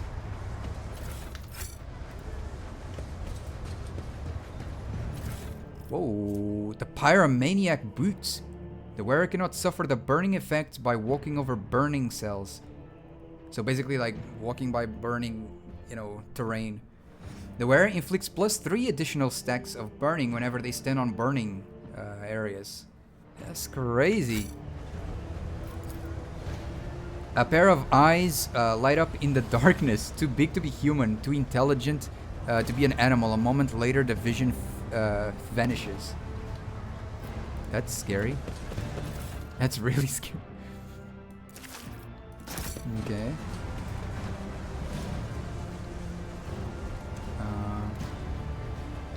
Follow my lead! Don't need to yell. Alright, go here. Goods. We must act. Come on, man. They say a little bit of humility never hurts anyone. I can't I click on help other- others better themselves by wholeheartedly humiliating them at every step. What the heck are you The talking? machine gun grants me insight. Ignore my character, guys. He's silly.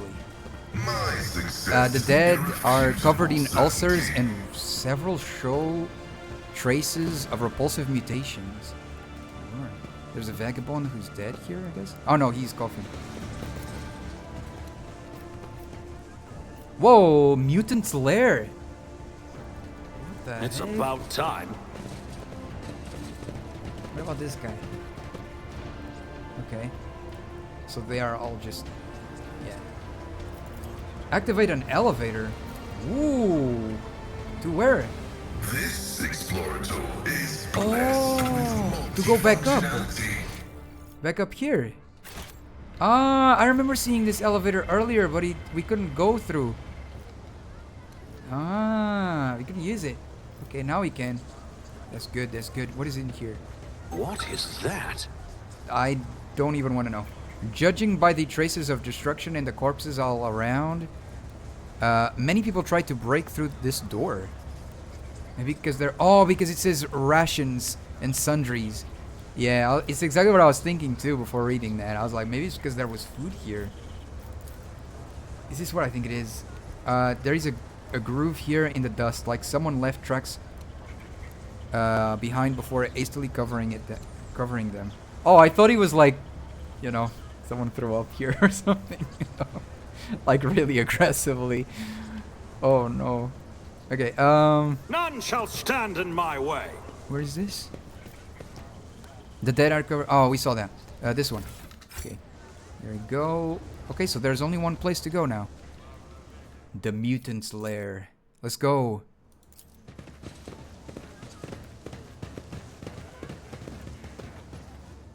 Damn, that's gonna be cool. I didn't expect it to go even deeper there. I thought it was just gonna be that area and there's gonna be a little conversation there with someone, but I didn't know he was gonna go even, you know, deeper into it. That's really cool. Wait. How did we... Oh, we showed up from here? Because like here, it wouldn't make sense us going from down here. Okay, there you go. So I guess we showed up from this door. This path down here. Victory awaits. So let's go here, pick up the goods.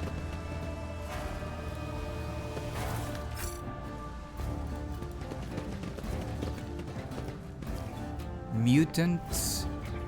Mutant infector. Okay, let's save here. Let's go. I won't heed your cries of mercy. You asked for it! I am going to... Damn, okay. First of all, this character. Right here.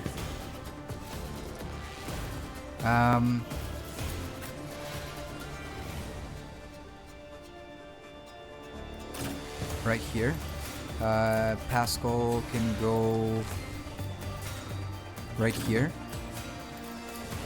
She can go here. This guy can go here. Have a lark. And I will be here in the front line. Let's go. Alright, Pascal. It's your turn. Yes. Let's go. Running binary Boom! successfully terminated. That was successfully terminated, indeed. My vow is to serve. Okay. I understand your intent.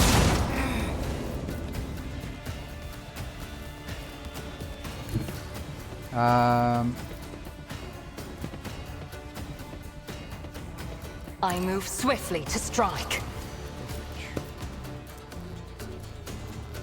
Yeah, I'm going to this to increase her I can handle this. defense. I suffered worse. Ouch. Emperor, protect me. We are screwed.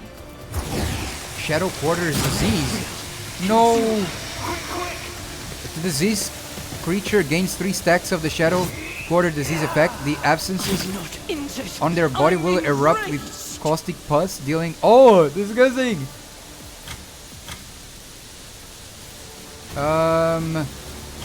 Throw this at them. I'll do it.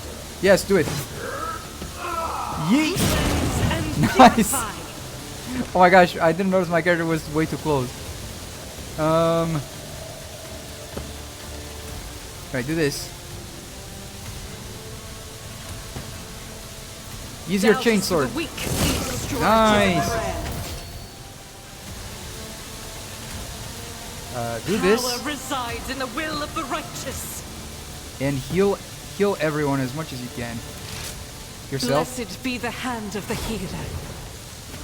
Oh, it doesn't cure. Oh, now that sucks. Well, that sucks. Oh well. Don't touch me. What do you mean don't hurt me? You tried to backstab me right there. What are you talking about? Don't hurt me. Wait, I can't do that? Which one is which? I'll try my new blade. Nothing I can't do. Nothing of value has been lost. Wow. All too easy. Bye-bye. Opposing me was your biggest mistake.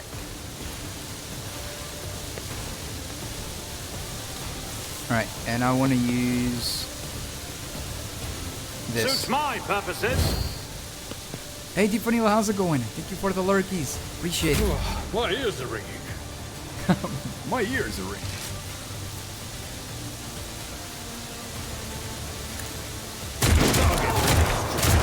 I'll take it. That was actually not that bad. I thought he was gonna go worse. It will be done. I'd rather You're not. gone.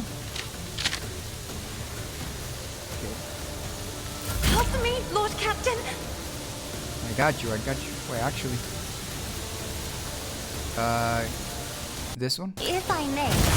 Bonk you. Isn't Dude, this I'm not in a job for good the spot. I need serfs? to leave.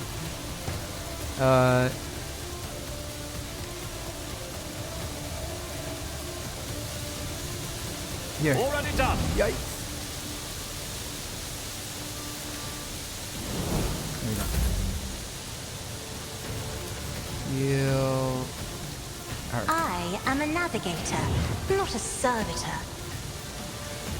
Inspire.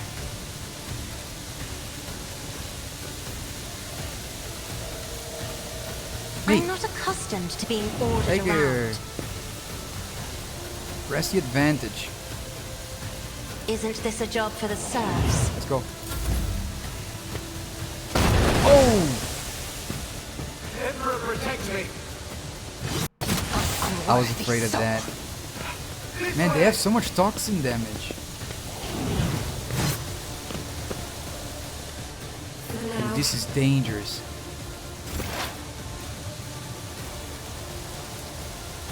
Okay, Pascal, you got this.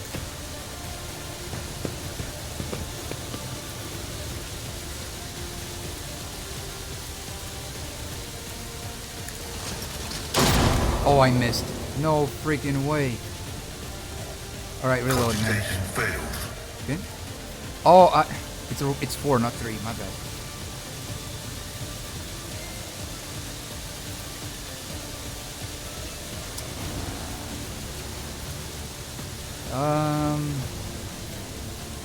That sucks. Will perish for this affront. Kill him, come on.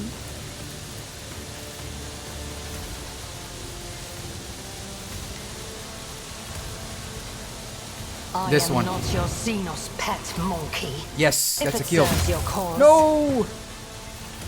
This one. Yes, my kill him. heart sings with the thrill of Yes! battle. Now I can finally snipe. I am not your Xenos pet monkey. Stop calling me monkey.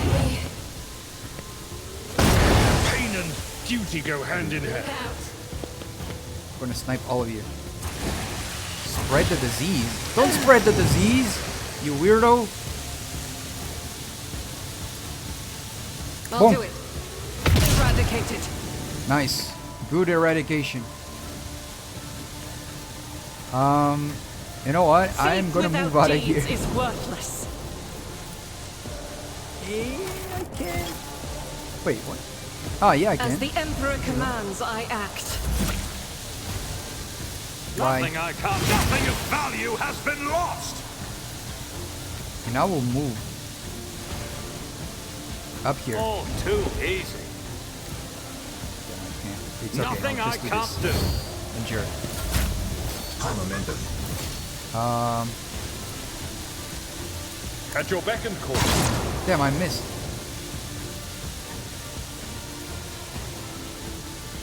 Will rule the stars themselves. There we go. Until the next turn, the Vanguard attempts to attack each enemy that attacks the Vanguard or their allies. That's good. Deliver us! Nice. If I may. I can handle this. Curse you, The miscreant. backstab. Running binary conflict. Oh man, I'm missing everything. Alright, reload. Request approved. Thank you. The Omniscient knows all. Comprehends. Kemorak! Alright, don't kill me. I understand trust. your intent. Thank you. Another shot. Bam. Deal death Damn, with that my hurted, hands. man. That hurted. Swift and silent. If I must. Okay, there's only one left. We get iron. Pain.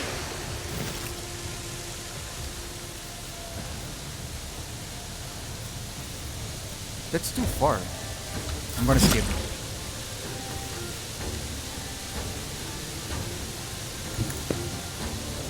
Go, go, go, go, go, go. Soundtrack is so nice. Whoa, what a shot. That was insane. Not a problem for me. Already done. No. Alright, All well, I'll too reload. easy. Suits my purposes.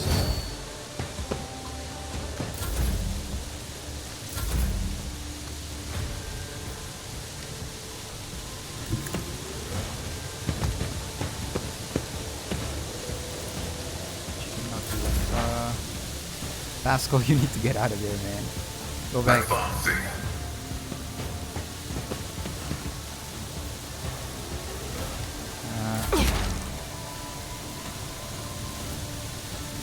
Not in range.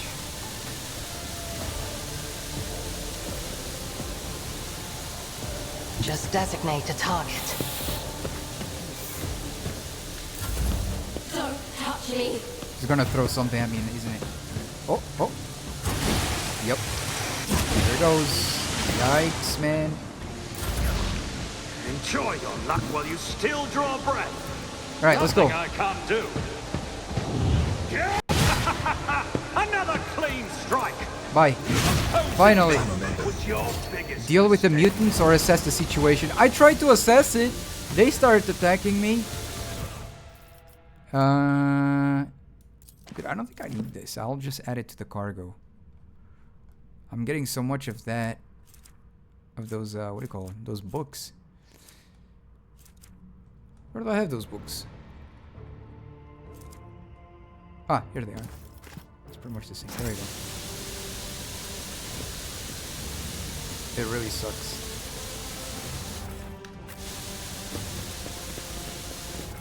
Whoa! Imperial Pride! Whoa, it's a golden bolter!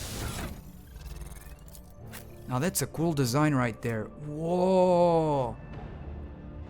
Damage against Xenos, Psychers, and Servants of Chaos is increased. Damn, that is... Wow, it's so sick! Look at that design!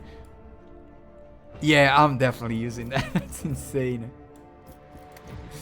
That's really cool. And this one.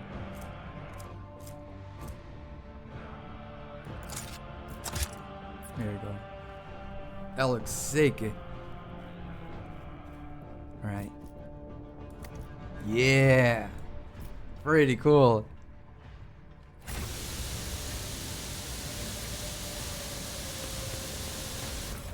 Oh, what is this? A stem.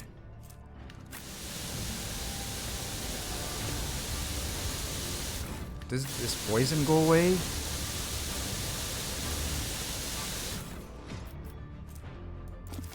More of that Arnimus stuff.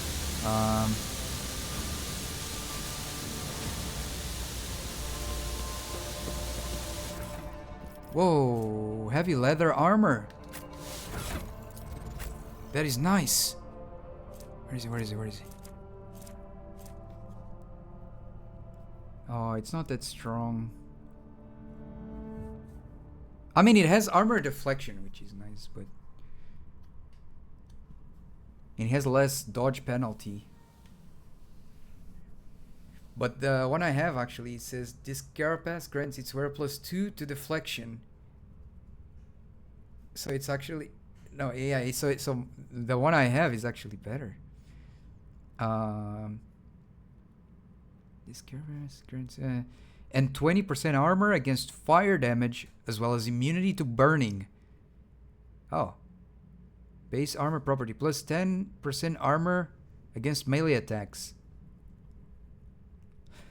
So 55 of armor plus plus 20% armor against fire damage, as well as immunity. Damn, that's insane.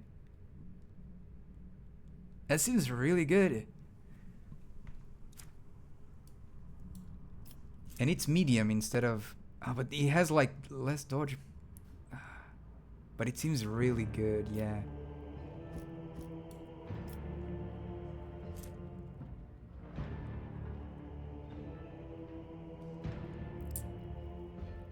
Well, at least this one would have looked nicer. No, it wouldn't. Never mind. Alright. I thought he was gonna look nicer. Where's the one I just took off? Wait, what? Oh, here it is. Yeah. Alright. Anything else? Yes. Lore Imperium. I rise to the occasion. A journal of one of the locals. The handwriting is barely legible, but it appears to mark the births and deaths of the inhabitant of the small community of mutants. There is no one to add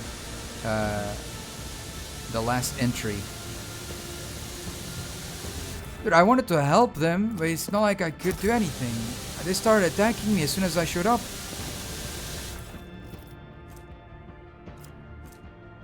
Serrated mono knife. It's a special weapon. Oh, it's the same as as the ones I have. Damn, I have 20 of these. Toxic knife. Oh. It deals more damage too. I'll use that one then.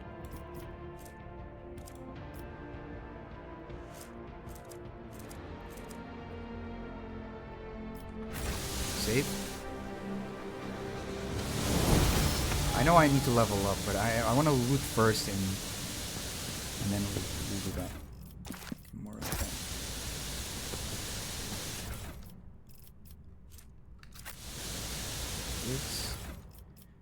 Oh, pack of reagents. This set of chemical reagents increases the damage of all bleeding, burning, or toxic effects applied by the user. Interesting. This one right here. Operation successful. Alright guys, doesn't seem like there's anything else here. Unfortunately we killed everyone. Damn, I came here to talk to them, but just... Oh. That sucks. That really sucks.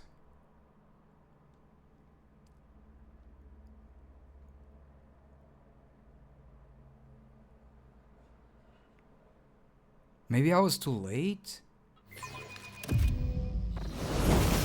Alright, let's level up. Okay, I'm going with... yeah,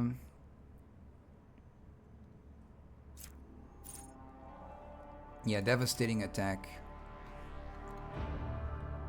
They will have to do a toughness resistance check with a -10 penalty. And they will receive negative effects if they fail.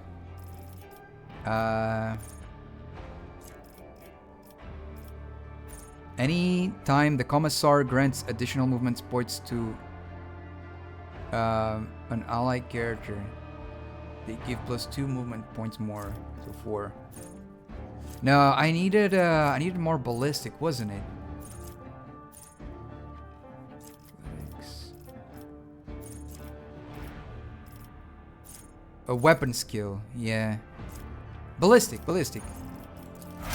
Yeah. There you go. Okay, I missed a lot of shots. Bulwark. Until the start of their next turn, the Vanguard gains damage deflection against ranged attacks equal to number of stacks. Follow my lead.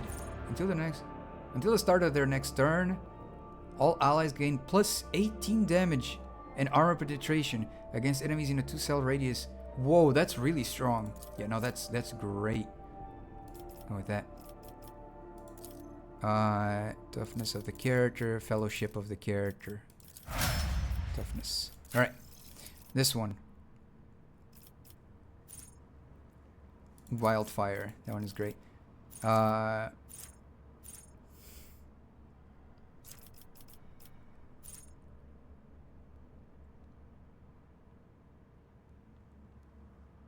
Disturb. Also, all demons in the area of effect suffer damage equal to the momentum restored to the devotee. The devotee and their allies in the area of effect of imminent furious recital gain plus. Ooh. That's nice. Now this one.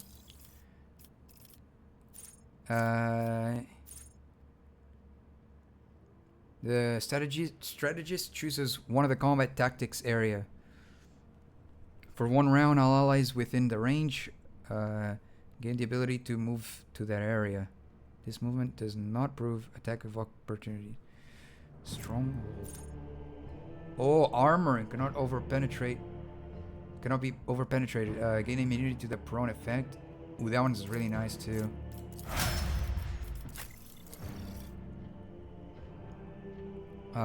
Fervor. Glimpse of Fate. Oh.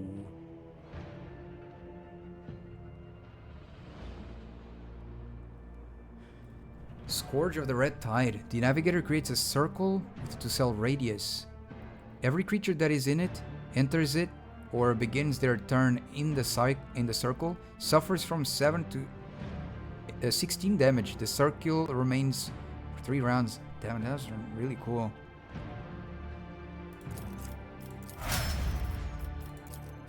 And this one. Oh, traps. That's cool. Save. There we go.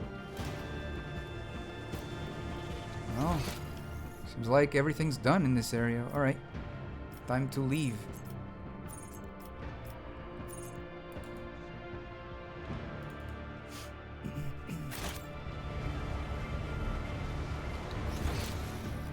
Here you go. Let's go.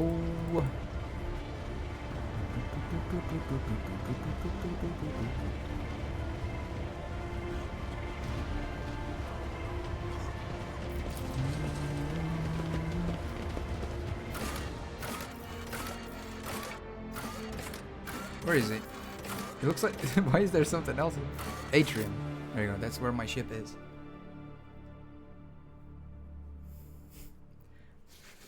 Itchy nose. Okay,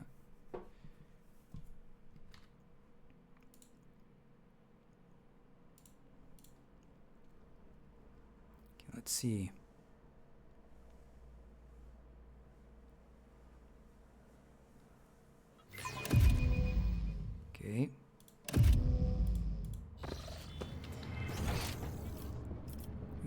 is this? Caspalardo. Okay. Wait, what? Did I mess something up? Where's the exit?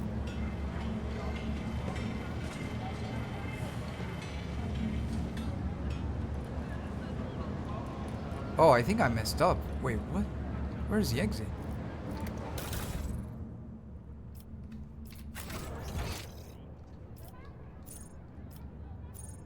To the rest of Footfall? To the Liege's Palace? I think I messed up. You are in the presence of House Orcellia. Ah, Void Dock. There you go. Damn it. I didn't see it. Alright guys, I'll be right back. I'll go to the bathroom and then I'll be here, okay? Give me a moment guys. Be right back.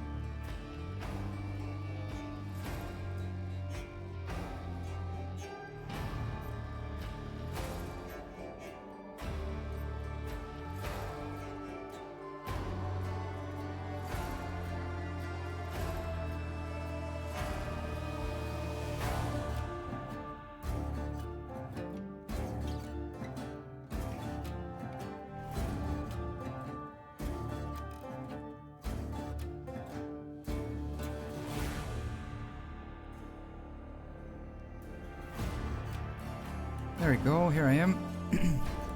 Alright guys, let's continue.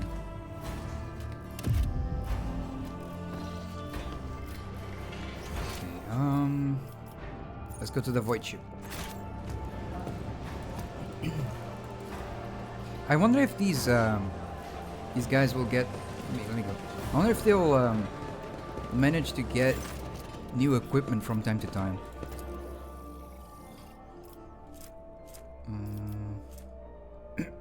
Precise last piece still.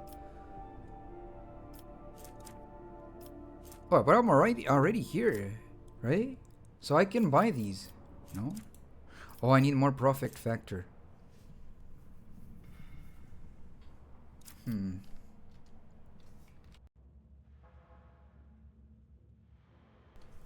No, don't know.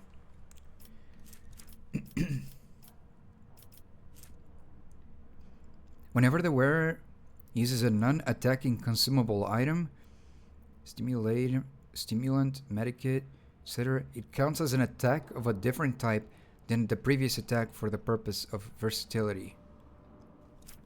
Okay. Haywire grenade.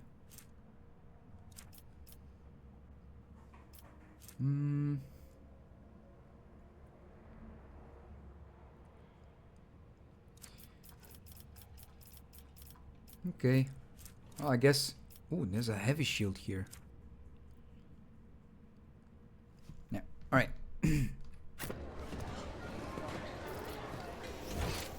Alright, it's this way. Let's go! I won't tolerate weakness. Okay.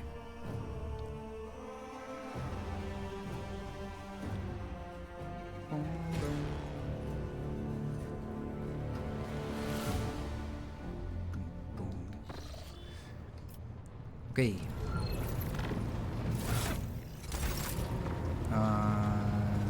Do they have anything new to talk to us about?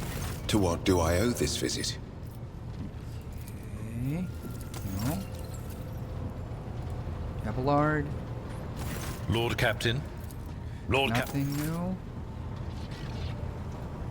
Right here. Idira.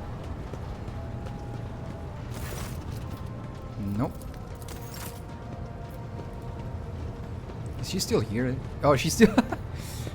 Juliet is still here. Juliet Lithform? I don't know what that means. Stands frozen in an unusual pose amid the blinking lumens and dancing shadows of the bridge. Her hands are clasped together strangely, and her eyes are tightly closed. Her chest is utterly still, as if she is not breathing at all. My lord, okay? Are you alright? Your words are met with deafening silence, but the flicker of Juliet's eyes beneath her closed lids lets you know that she's still alive at least.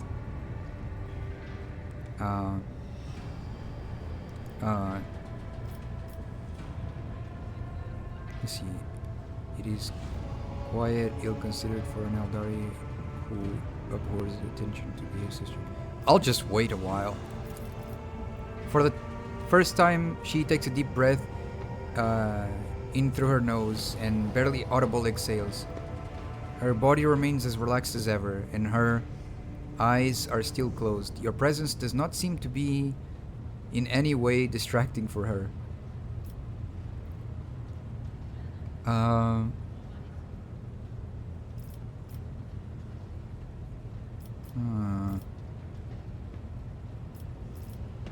This is the meditation you told me about, isn't it? No, I'm not gonna distract her.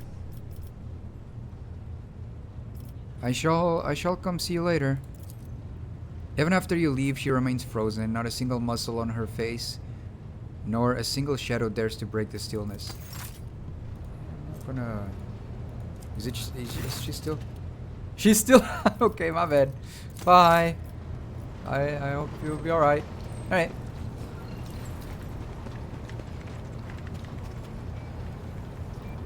I'm not gonna distract her. Alright, let's go. Koronus Expanse. Let's see. Um.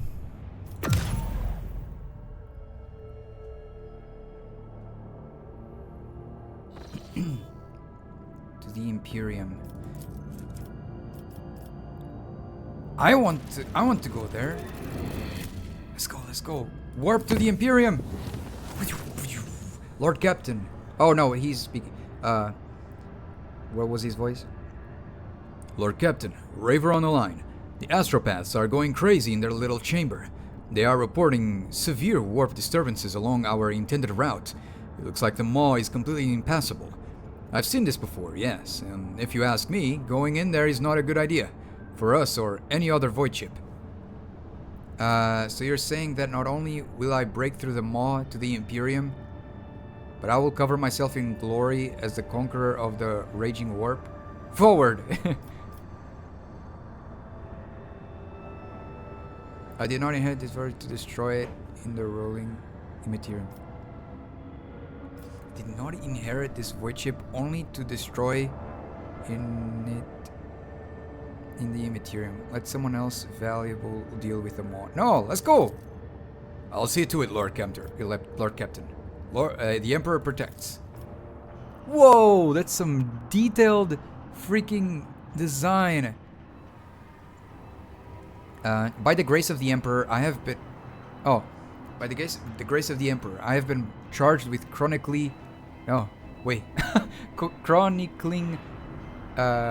voyage that my blessed commander, Lord Captain Nike, intended to undertake through that turbid track of the warp known as the Maw. The thought of what lies ahead fills our souls with terror, but we all have faith in the light of the Emperor. May his protection be with us.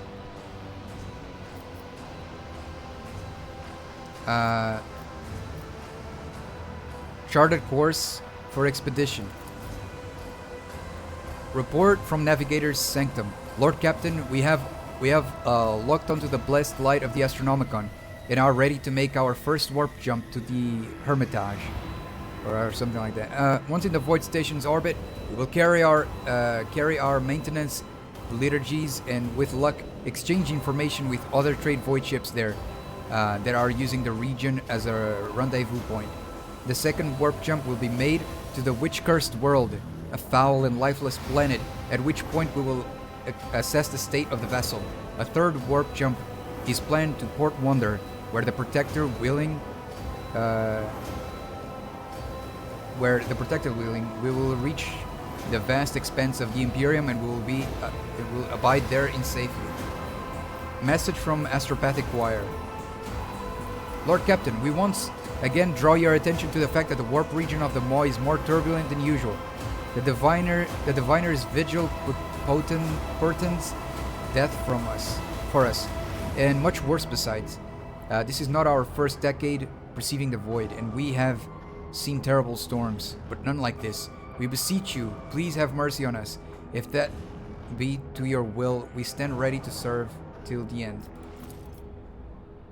Damn. After offering up the requisite prayers, the crew received a vox address from the blessed Lord Captain, in which our commander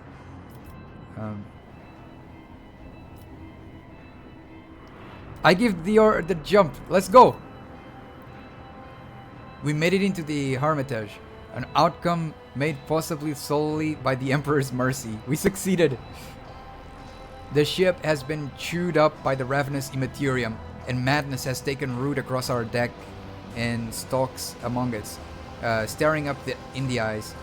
The vessel is in orbit around the station, thronged by thousands of silent satellites, the jettisoned bodies of the dead. I suspect the entire jump in the murky depths of the Astropathic Choir Bay, where acolytes of the ship's surgeon walk back and forth in silence. After singing the healing liturgy from beginning to end, they marched among the psychers who had been medicated into unconsciousness. Any psycher who awoke, often with howls of horror, was quickly pacified with a sharp jab from an electrified battoon. My lord. But my attention was wholly captured by Idira, gripping the shoulders of each astropath in turn and staring into their eyes. She compelled the raving psychers to collapse with a visceral cry. Curling up on the deck with all thought of resistance gone from their mind, how many did she save? How many would have perished without her? Every moment now, I hear a voice full of vehement ire? Don't know what it is. It is the voice of the angel of the Emperor. It is so ferocious. My very blood fears it, fleeing my body through my ears, eyes and nose. The angel bade me compile a picked chronicle of the horrors recorded by the several skulls in the ship's bays. May whoever find it know the torments we suffered before death. Incident report. I saw the picked recordings made on various decks with my own eyes, with horrors and avid curiosity. I relished each bloody detail, drinking in the stream of chaotic, incomprehensible scenes. Nameless dread blossomed in my soul. I saw a bloody massacre in the Engineering. People armed with tools, bashing each other's heads in. Oh my lord. I saw a deck full of violently convulsing bodies covered in a layer of mold and sprouting grotesque fungi. I witnessed a crowd of crew members walk towards an opening airlock with mindless, exultant smiles on their faces, and be caught a moment later on a wave of air and wretched out into the cold embrace of nothingness. With my own eyes, I saw a gunner steadily hitting a large caliber shell with a wrench, and inside a cogitator I could just make out the bloody remains of the engine seer, impossibly squeezed in among the tangled wires. So much horror, so little hope. The engine seer report. Report from the engine seer deck. My lord, it grieves me to report that the demise of 27.61% of the blessed machine spirits entrusted to my care. Reactors 2 and 3 required expedited burials, and the deck's crew held a vigil in their memory. The servitors have locked at least 11 branches in the hull exterior, or at least 3 in their hull interior. With my lord's gracious permission, I will endeavor to save what can still be saved. The Omniscient knows all, comprehends all. Hermitage Station Situation Report. Scouting Expedition Report. I don't know how they haven't gone crazy yet. Sitting in the middle of this warp storm, there are around 1,000 people there, a few hundred outcasts and anchorites living permanently on the station, and the crew of a trading vessel that barely made it as far as the Hermitage and won't be departing ever again. It seems they spent a whole days sitting under their crystal dome praying, eating ration packs, and watching as reality loses its mind. They say the Emperor will protect them against the coming tempests. Of course they do. He's the only thing they can trust in now. For them, there is nowhere else to turn. We offered them passage on our ship. Not one said yes. Mad. All of them. When the message came through the Voxnet, I struggled to hear it over the whispering of the angel in my ears. My honorable lord gave the order to make the warp jump into the witch-cursed world. Succeeded. We're at the witch-cursed world, the place where we are doomed to perish. There is what the Emperor's angel told me. His voice almost impossible to bear. It bade me record every drop of sorrow. My chronicle will spread his word through the warp and sow terror in all who come to know of our dire voyage. So speaks the angel, and my own thoughts are so muddled that all I can do now is submit and bear witness. Persuasion test succeeded. As soon as the ship exited the warp, thousands of crew members assembled into teams, launched into repairing the major areas of damage. The will of our fearless Lord Captain drove them, and in that moment I deeply envied their resolve. The Lord Captain's honorable companion Henrix personally led the ship's hands to the most seriously damaged decks. First he admonished the cowardly crew members who refused to do their duty, and then he banished the fear from their hearts with a single shot. My lord. Verily, the men's mercy is great indeed. What the heck? Call them mercy. Lore warp test succeeded. I left the astropathic choir bay and spent this jump in the navigator's sanctum. Though the number of casualties was high there, many managed to survive, including me. Furthermore, when the malevolent tentacles of the warp reached into our souls, and a bloody inscription in an unholy language began to appear on the bulkhead, the Emperor granted me the blessing of bearing witness to a miracle. Sister Argenta, entirely undaunted, marched up to the bulkhead and erased the words with a fearless swipe of her hand. She turned to us with a smile and said, "It is only blood. Do not fear the Imperium, for its nightmares are nothing before the Emperor's light." In that moment, I had faith that all was not yet lost. Today, I believe I was mistaken. The losses and damage are enormous. They say there was a mutiny. The master helmsman reports one that the odds of surviving another jump forward, it's like bug, are 0. The odds of a successful jump backwards are also 0, but 0. The second 0 is slightly less definitive. Internal, the systems are failing. Cogitators are experiencing periodic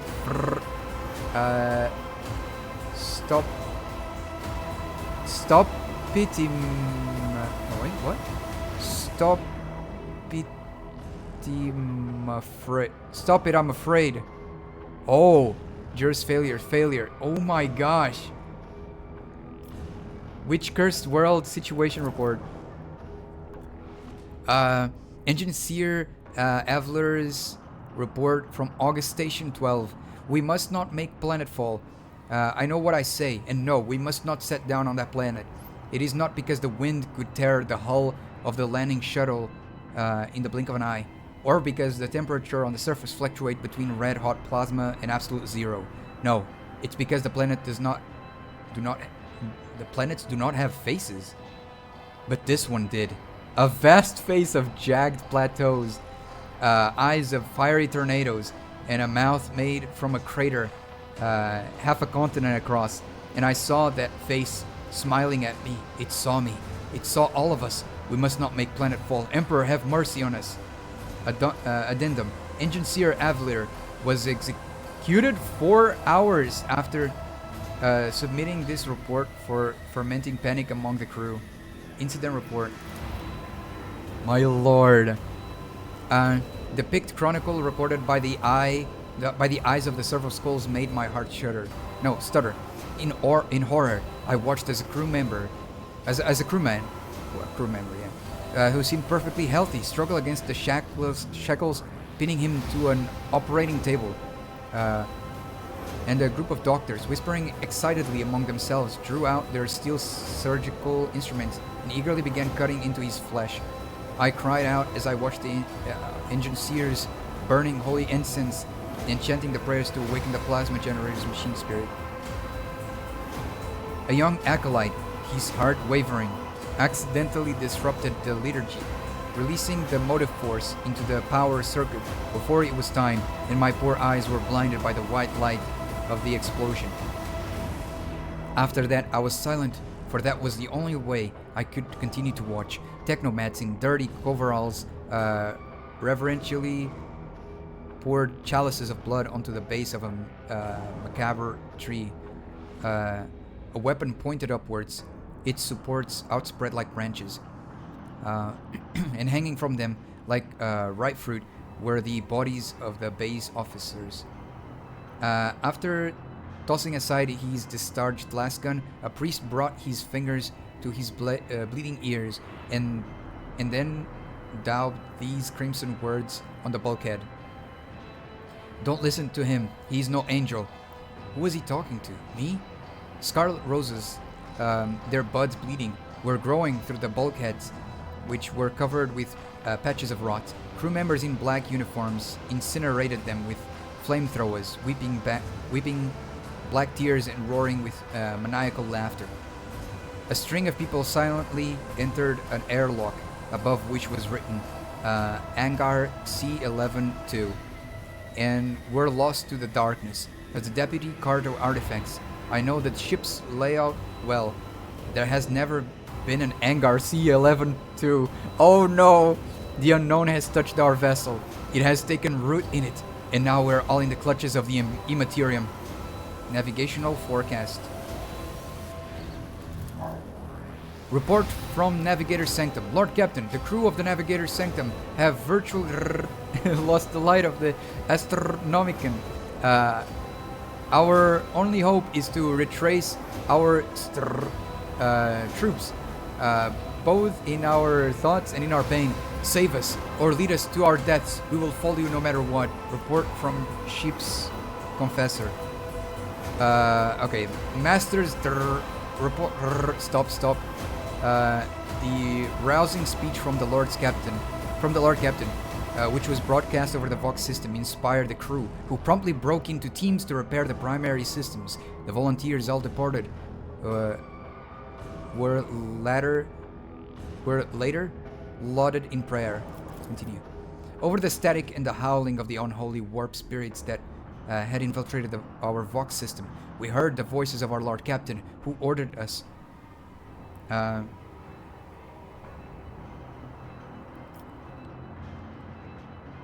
Make the warp jump to Port Wonder.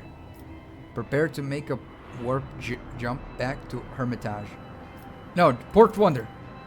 The senior officer from Aldex gave a general report to my blessed Lord Captain. According to the assessments of all the ship's services, the chances of a favorable outcome of a jump to Port Wonder were 0.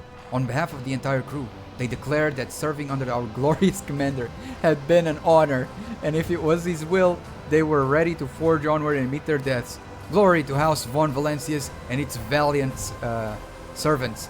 We were all prepared to die that very hour, and then the Lord Captain bade us. Praise the Emperor, for we are going home. Report from Navigator Sanctum. Lord Captain, a warp jump to the Hermitage cannot be calculated. We cannot detect its shadow within the sacred radiance of the Astronomicon. The warp storms are obstructing everything.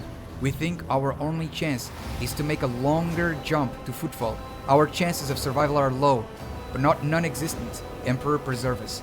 Our path became clear. Footfall was our destination. Okay, I succeeded a coercion test. The warp jump is completed. We are still ourselves and we are alive. Although only a tenth of those who set out in this expedition remains. But we have seen everything, and now nothing can dent the crew's spirit. I cannot say the same for my own. The left side was engulfed in a terrible fire, threatening to undermine the main caliber arsenal chambers. Holding tighter to their faith, the crew members responded as one to the harsh voice of our illustrious Lord Captain, and rushed to save what remained of the vessel. The angel no longer speaks to me, and a strange emptiness has settled within my soul. Carrying this deficiency inside me is unbearable. Here ends my chronicle, and my duty has been fulfilled. I will append a report about the sorry state of the voidship after I go to the engine seers to request voluntary servitorization. The Emperor protects. Oh my gosh! He wants to turn himself into a servitor. Ship status report. The warp is a sly and an insidious beast. Lord Captain, we are ready to acknowledge that now. It was pleased that we admitted our defeat. That is why it let us come back. And we believe that there can be only one reason for that. An even worse fate awaits us here. Master Steward's report. Crew losses 87% due to the death of the acting transmechanic on the engine seer deck. I am reporting that the damage to the ship is widespread and all-encompassing. We are running diagnostic now. Thanks to the ship's confessor reading extracts from the code of punishment over the Vox system, the emergency repairs were completed much sooner and the ship's critical nodes saved. Crew morale.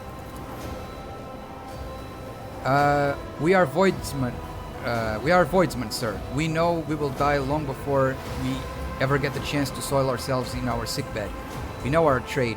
We conquer the void, discover stars, ship freight, and plunder forgotten planets. And we die. We die in ways so horrible that most people can't even imagine such death. Well, we've gone to a place others fear to even think about. We've come back from there along with our Lord Captain. Next time the warp tries to play its games, we'll tell it, what else do you have to throw at us? Oh, that was crazy. Report on reactorium incident. Master Helmsman report. I would be willing to swear that Generator 6 power circuit unit was switched off when we began the warp jump. There were cracks in the casing. The enclosure was damaged. We could never start up that piece of junk. It would have blown in seconds, and I have no idea how it switched itself on. No one from the crew touched it. When the last generator failed, the energy supply should have been cut off, but number 6 continued to run. It dragged us along for 18 minutes, even though it should have been exploded after 18 milliseconds. I don't know how that happened. The Emperor protects. What the heck just happened now? That's crazy. But it says this is an uncharted system. I'm gonna save. It says that there's still something to search there.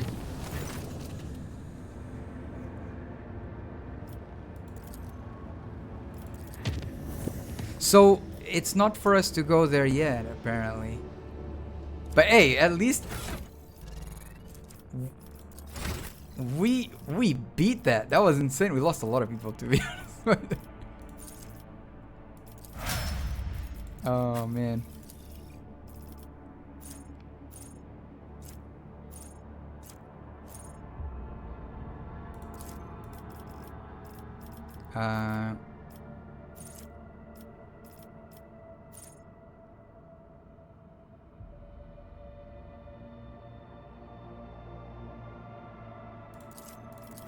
Okay.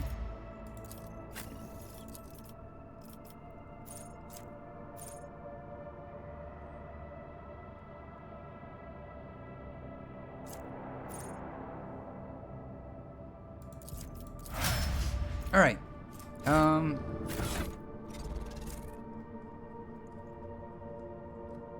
That was crazy. I actually thought we would be able to reach the other area, but it doesn't seem like it, so ripperonis. Well, at least we tried. Okay, let's warp here.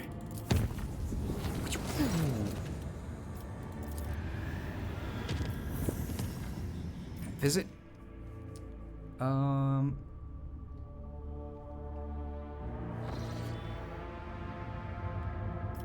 Okay, jungle world. Desert world, adamantine. That was insane.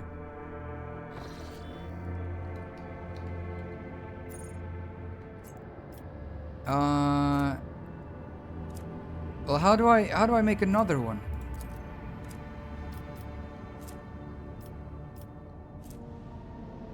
Colonized system. I want to go here to these ones. Deadly. Let's go here. Warp travel. Come on, survive, survive. Damage taken. Wait, what is this? The eye of the magnetic storm. Have I been here? Savannah World, magnetic storm. I've never been here before?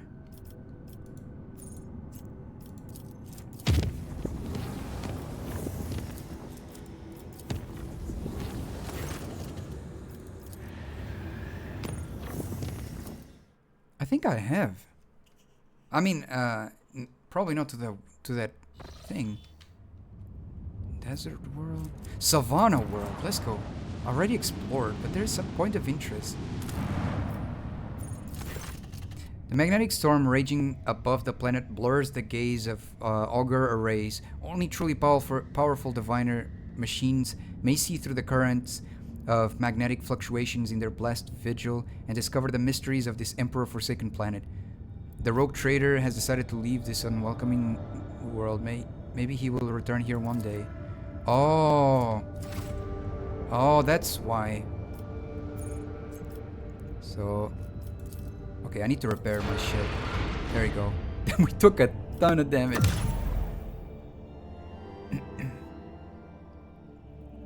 Let's go. There we go, create new routes.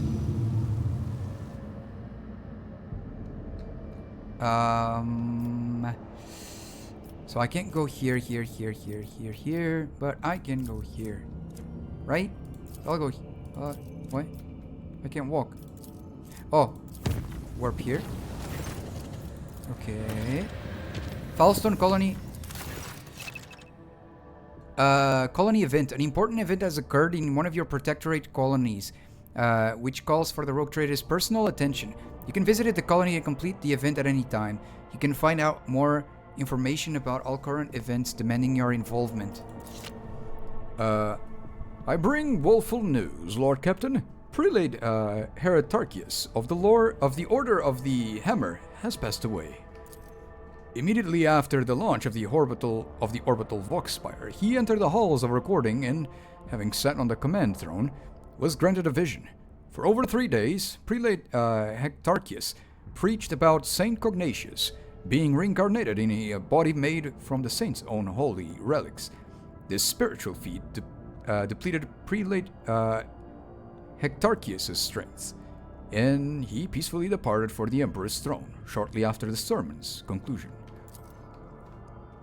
The Order's elders believe this to be a sign that Saint Cognatius' relics, currently stored on planets throughout the Expanse, must be brought together.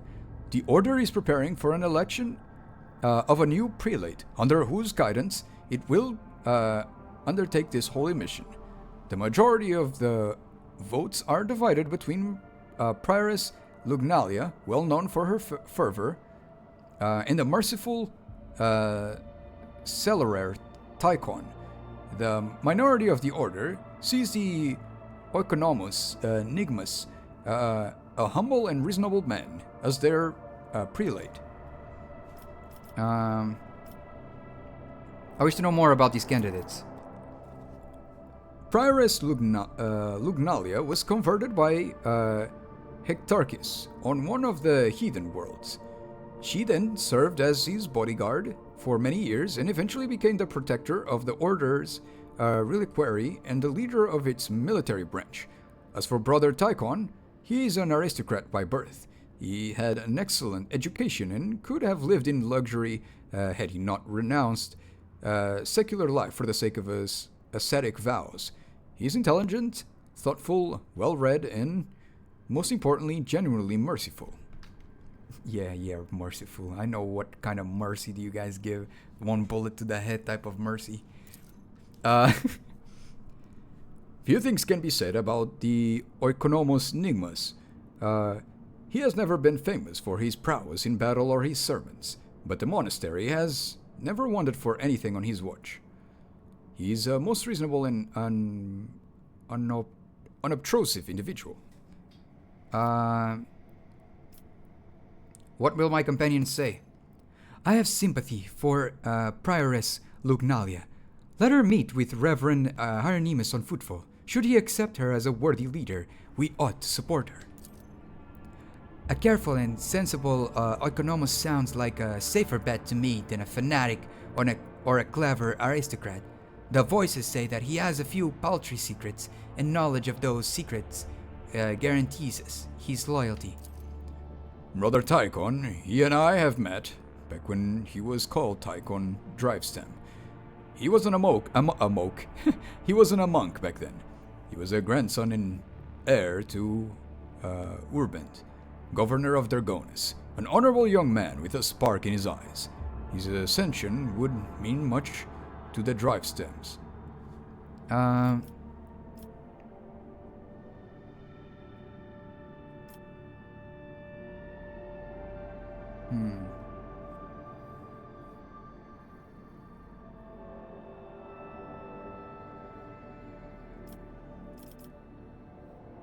How does the Order intend to carry out the Saint Cognatius's mission?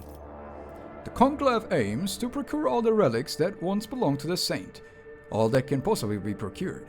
Given that the Saint is a legendary figure, many items in the Koronus Expanse have an alleged connected to him. However, it seems unlikely that any of the relics' owners will be eager to part with them. The answer to the question of how the Order of the Hammer is going to retrieve them depends on the identity of its next prelate. Doesn't his death strike you as odd? I'm afraid it does not. The esteemed Hectarchus began his service as a battle missionary, and has long grown weary of all of the peaceful life befitting a man of his status. He yearned for a worthy spiritual feat, and when presented with a chance to serve as the voice of a saint, he gave what little strength remained. When he died, he was exhausted, but content. Let Lugnalia meet with Euronymous Doloroso. If he approves her candidature, we will support her. Drusians, 5,000 faction reputation points. His Holiness will see the truth. Reverend Hieronymus arrived on Filestone and met with the prioress. After a confession and a philosophical discussion in private, he acknowledged her as being worthy of a high ecclesiastical station and guaranteed her to support of the cult of Saint Drusus. Prioress Lugnalia has been chosen as the prelate of the Order of the Hammer. A faithful militia is taking up arms to stake their claim to Saint Cognatius's relics. The neighboring worlds look up upon Filestone with worry and fear, just as they do upon its patron, the rogue trader. Okay. Alright.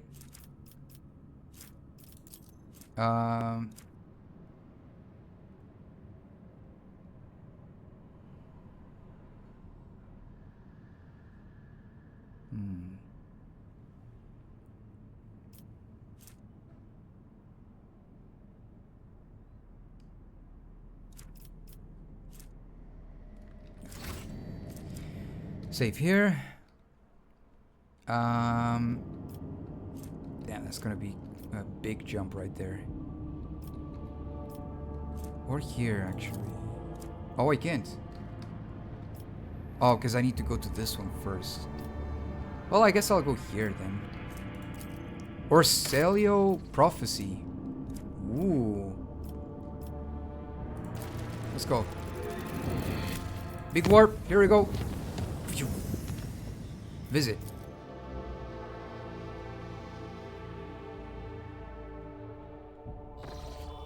Whoa.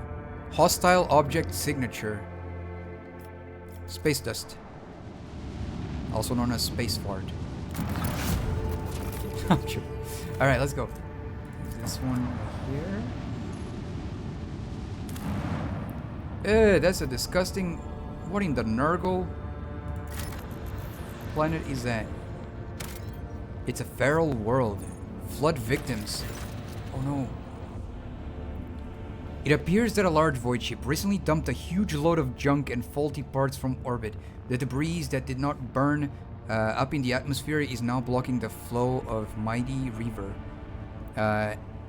This dam is causing the river to overflow, flooding the nearby valley.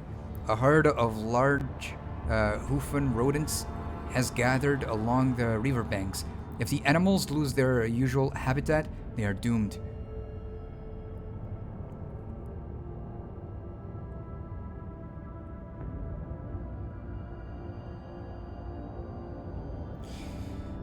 The Lord Captain orders the removal of the space debris from the riverbed. It's a long and laborious process, but the animals will have a chance to survive. It takes many planetary turns and hundreds of crew members to remove the heaps of trash and unclog the river, letting the waters flow freely once more. The rodents run back to their pastures without so much as a backward glance at the people who saved them. Yay! We saved the creatures!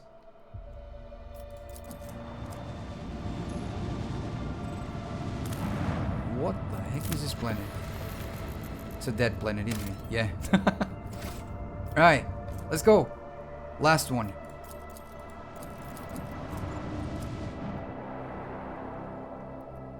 There's gotta be a space battle here, huh? I can sense it.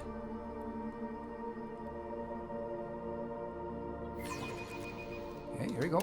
I lift up my voice in prayer for this vessel and its hallowed guns.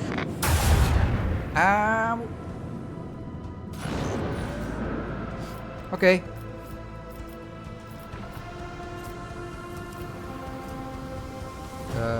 Whoa. Bleed them. Boom!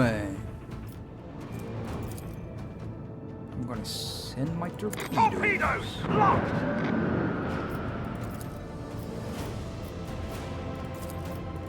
This one goes down.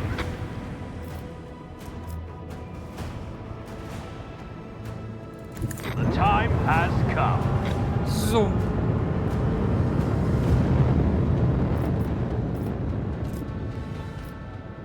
Alright, let's go. That's rude, man. Don't do that.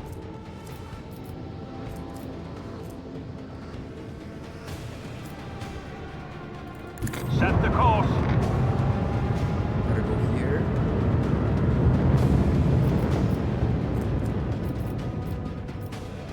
Right, that's it. No way that's gonna land.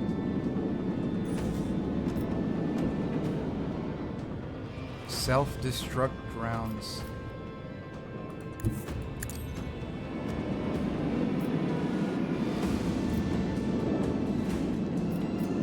Boom!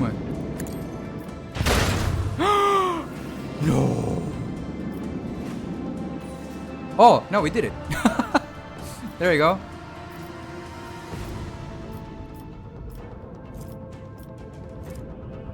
I'm gonna stay like this.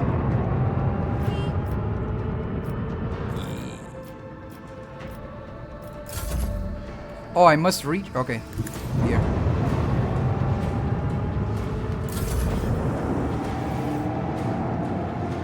You made a big mistake. Function class frigate. Oh boy. Fire Bye-bye. the launch batteries. No! Fire right now. Boom, boom, boom, boom, boom.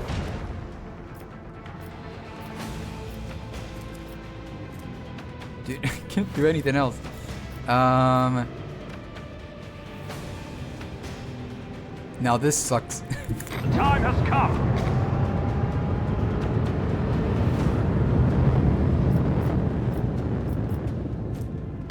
Okay. Oh, they skipped. They skipped their turn. Bleed them.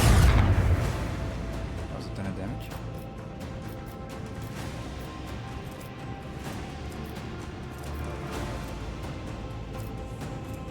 Torpedoes! Annihilate them.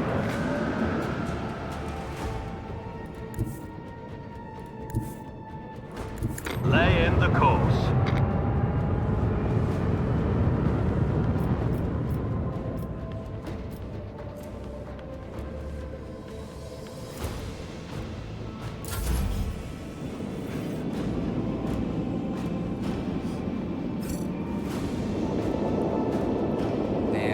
Just had 2 turns. And he missed.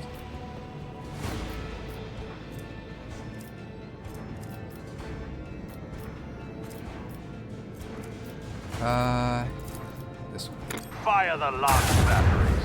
Yeah, let's go.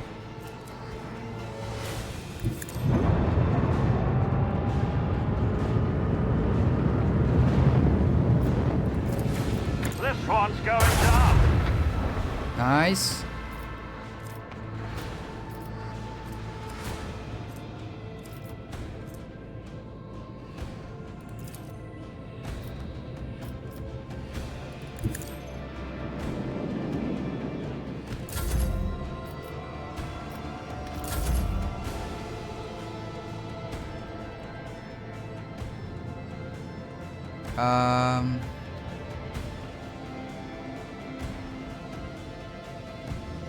Oh, these are the torpedoes. Okay. Yeah.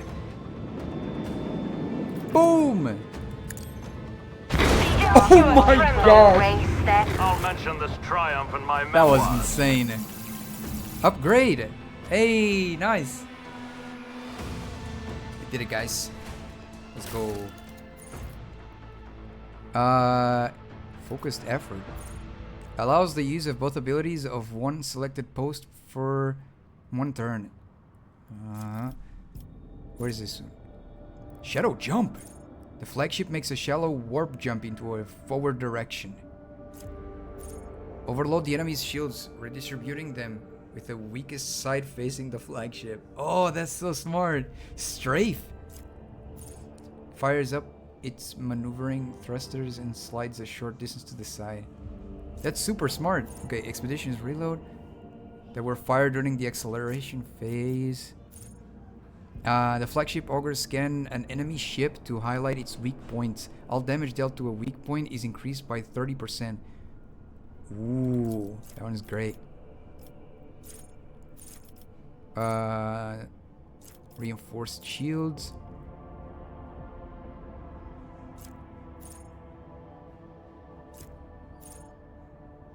Yeah, I like this one of the shield being like that's cool. Oh, your ship has reached a new level. You can open the voidship management screen from the panel on the right or by pressing V on the development tab. You can improve the abilities and upgrades you already have or choose new ones. I think it's fine, right? I just need to buy one more component here on the arsenal. I completely forgot. I needed it and I forgot to buy it. There you go. Our Lex Imperialis is finally level 3. Heck yeah. Alright, let's go here. Dead world. Yeah. Promethium. We don't need that for now. Alright. Oh, that was it. Little space battle.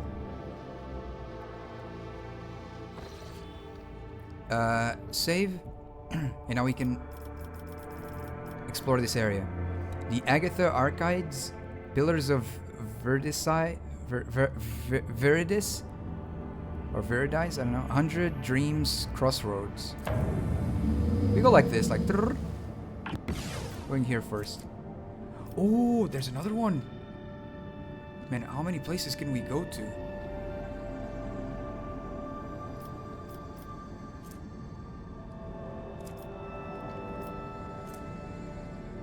Adermat 2.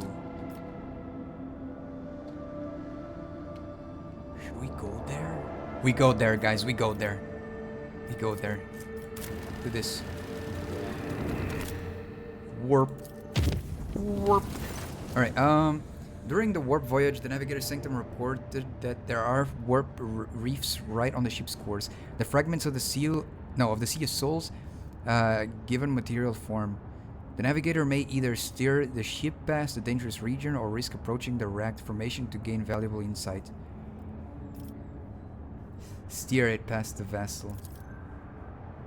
The void ship followed the route charted by the Navigator and successfully passed the troublesome region. Whew. Okay, visit. Nice. New region. Here we go.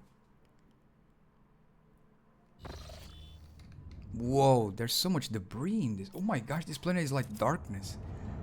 Alright, let's go here. This one right here. It's just a rock. It's a dead world. It has a Dementine on it. Alright, let's go to this one. The Recoliger's plot.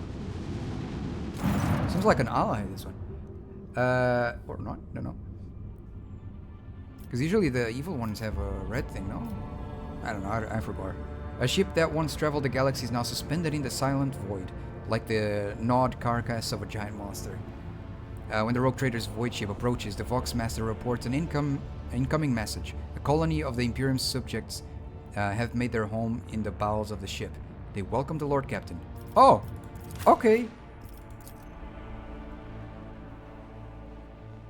Yeah, they are nice, I think. Bork!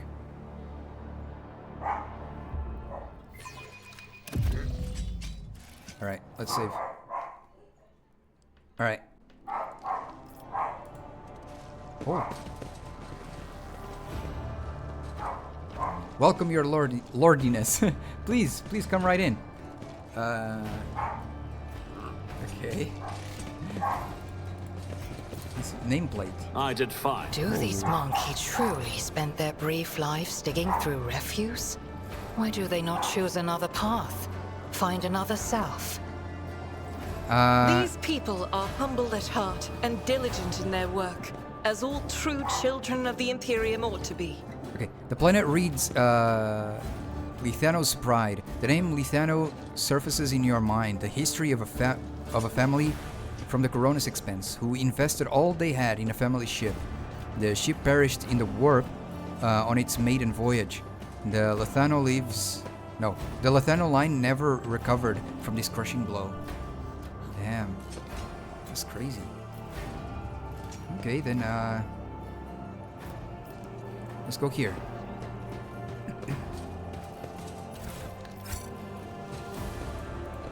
Okay, more goods. Leaving the Lilithon is a difficult decision. Just stealing stuff. But my path leads me onward, to search for my brothers and sisters.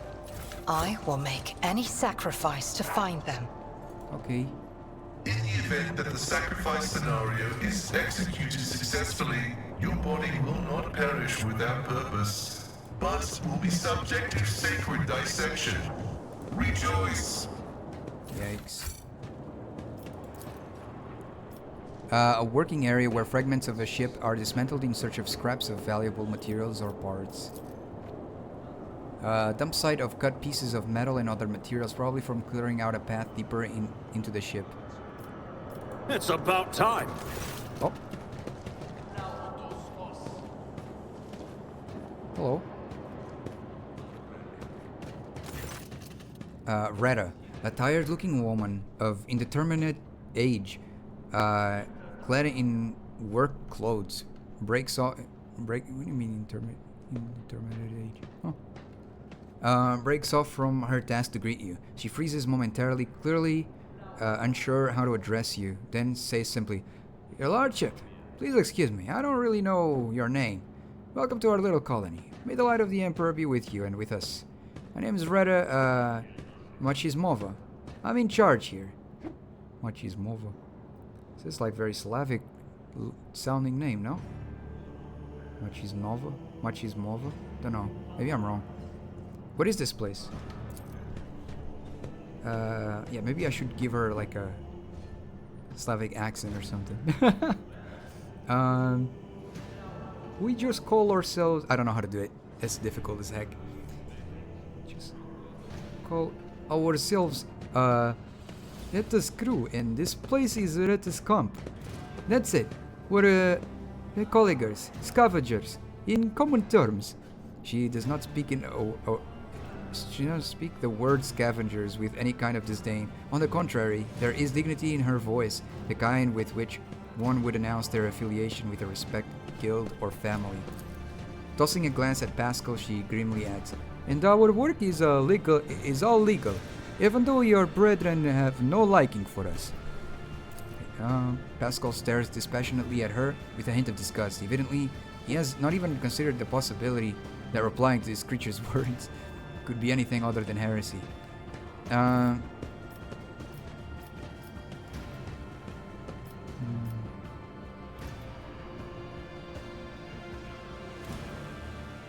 I can take you from this place. It's not safe here, and sooner or later it will drift somewhere so remotely that no one will ever find you again. But this is our whole livelihood, your lordship. You take us from here, and what are we gonna do? Sit in some hold, slaving away? Here we've got our own colony, our own operation. No, this is our path, and we won't stray from it. Okay, what do you do here? Right now we're cutting this whole heap of junk, slowly but surely. That's a Recoliger's life for you. They drop us off at some decrepit station or an ancient battlefield, and we just sit there for years on end. We look for working tech, or variable materials, or whatever else might be useful. If we find anything, we'll sell it to passing ships. Not the easiest job out there. These wrecks are chock full of all kinds of dangers. But, and I swear it on my plasma torch, it's an exciting one for sure. These little birds got all kinds of bells and whistles. Most of the tech is dead, but we do find working pieces now and again. We spent 2 whole months clearing out this shaft we found. Finished just 3 days ago, actually. And we fought this thing, a bit weird looking but still functional. Her expression brightens a little. Perhaps your lordship would like to buy this component from us? I'll bet that big ship you've got could get plenty of use of it. Okay. Pascal Vox cracks to life. Imperiously, he tells her, "Present the object, laywoman." But curiosity creeps into his voice nonetheless. Sure, I'll buy it.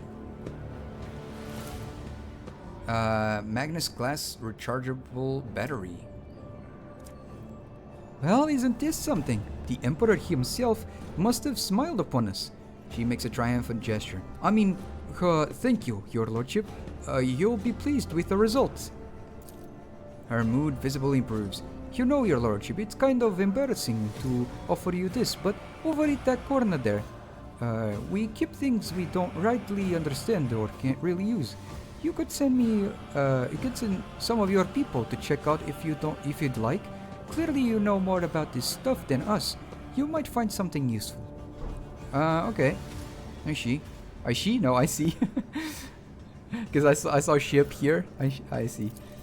Your lordship, she falters, as if flustered by her own nerve. Please, don't take it as insolence, but it's not like I have much choice. It's not often that we get well-stocked ships around here, and we could certainly use more provisions and some warm clothes. If it's something you could be willing to provide, we would gladly better for it with whatever we can dig up inside this here ship. It's just a respectful offer of fair trade. She bows slightly before stepping aside. Man, I'm so awful at doing these accents, but I'm trying my best. I am trying my best. Alright. A small selection of valuable finds, carefully sorted and packed. The simple machinery and tool look a little worn but well maintained. Okay. The apparatus gurgles and emits a strong smell of alcohol. Probably what? Oh no. Oh, probably not of the industrial variety. Like they made it. In this work of crude marksmanship, no, craftsmanship, you can just make out one of the depictions of the Emperor commonly seen in the Koronus Expanse. Locked container. Excellence matters. A damaged safe. The contents of similar safes are destroyed when hacking is attempted. Yeah, you should not try to open it just like that, but something from the environment could help. Needs a key. Examine the pile of rubbish. I have There learned is much nothing in my here but exile. cheap scrap of metal. Too hard for a simple monkey. Among the wreckage was an instruction manual for the duty officer on how to access the safes. You can obtain the codes to the safes by logging into the ship's cogitators. Oh, and this is okay. Here. The machine god grants me The insight. cogitator appears to be inoperative. Connected. You can connect it. Something is propped against the door from the inside. You can hear the piercing sounds of a saw and other tools coming from behind it. Of a saw. The saw is turned on. Did no one turn it off? Alright, connected. My success is an Inoperative. irrefutable certainty. Okay, then the last one is this one. Do you not struggle to carry the burden of all your years, Grey Warrior? Will your hand not eventually Grey betray Warrior? you in combat? Youth has vigor on its side, but age has knowledge. I'm sure even a long-lived Xenos must understand the importance of experience. Well, guys, I don't know what to do. Victory awaits! Says that needs a key. But there's nothing else. Let me talk with her. Can you tell me anything about this wreck? Not much. We're no egghead, you know. We're manual labor. It's an ancient thing, pretty dangerous, and we don't really know much beyond that. Before we came here, some tech priests had done their own bit of gutting. I mean ritualing, bowing to the spirits, that's all that. That lot don't tend to leave a whole lot of valuables behind it, it's true. But it's way too scary to go in before them. And hey, we dragged a dozen of their broken servitors out of the mines after. The carcasses smell awful, but you can pluck a decent number of parts out of the servitor and sell them. Doesn't seem like there's anything nasty living inside the wreck now, but the wreck itself is barely holding together. You got a couple of models from here, and that's it.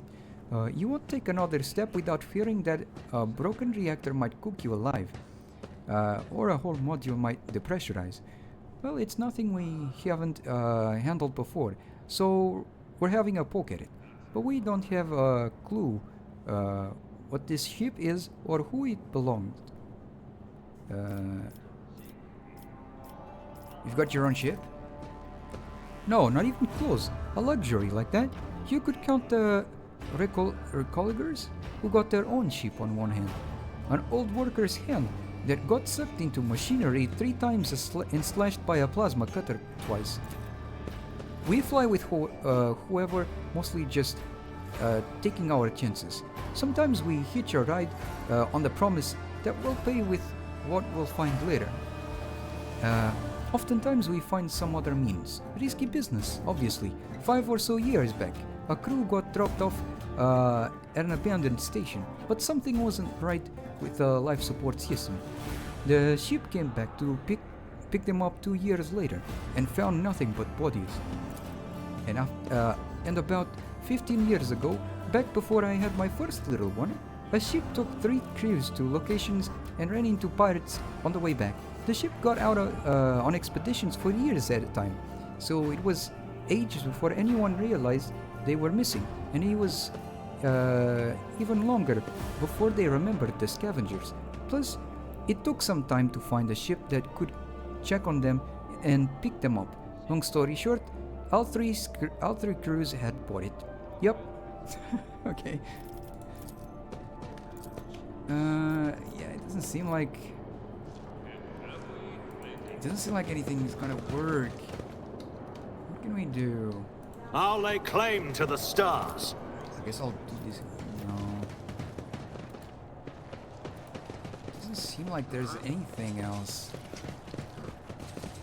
Can I talk with these guys? No. Here, there's also nothing left. Oh wait, no, there is one other one. Oh my lord. Okay, it has to be this one. There's no freaking way.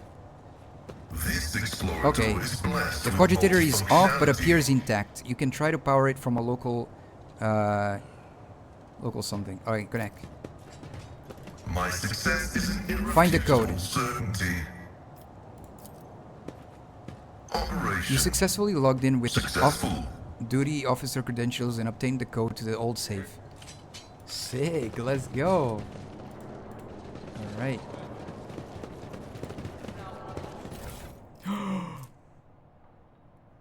Yo! Fractal blade. Heck yeah! That is sick. Okay, hold on. I forgot to add something here. I need to add one of these. And also one of these. Okay. Dude, that sword looks so cool. Okay, let me see. Oh, she looks so cool, man. Yeah. She's a dual wielder like me now. And let's pretend I teached her how, you know, the way of the dual swords in case she needed. Because she always uses the sniper. Heck yeah, man. She looks so sick. Look, one has like a blue little thingy and the other one has a red, well, a bunch of red ones. Yeah, heck yeah, that's sick. That looks so cool. Right.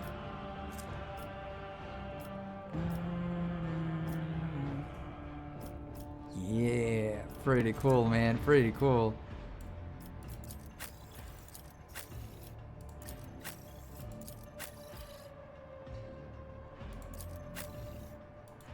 Yeah, nice. Okay, guys. Yeah, I still don't know how to open this. I won't tolerate weakness. How will we be able to...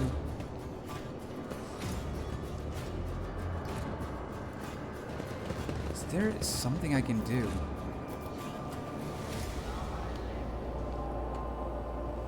I mean, if we had a space marine, he could probably open this. I know there's gotta be a space marine we're gonna meet later, but I don't know if that's what would happen.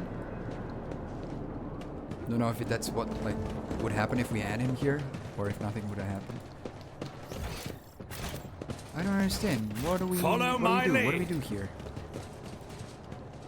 Because it doesn't seem like there's anything else. Yeah. I already clicked everywhere that I could.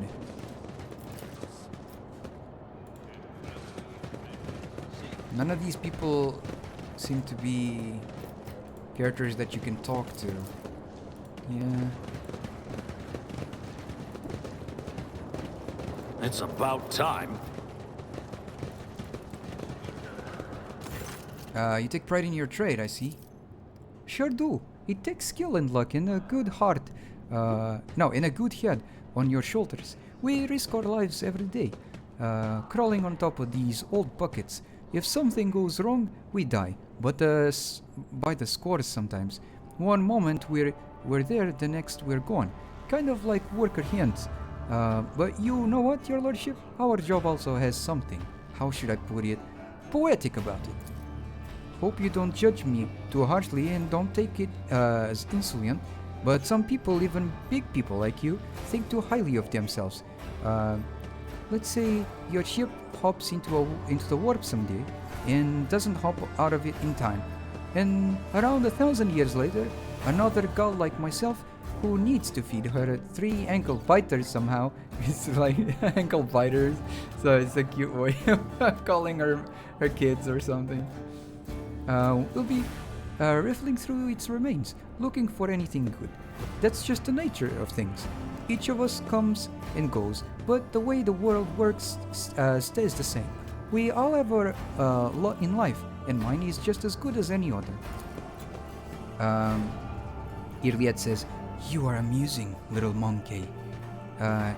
Your life is shorter than a moth's, and you spend it digging around in the carcass of dead,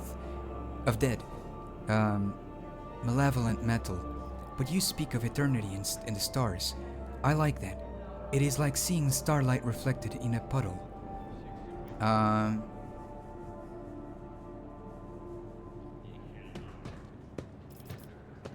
There is something to your philosophy.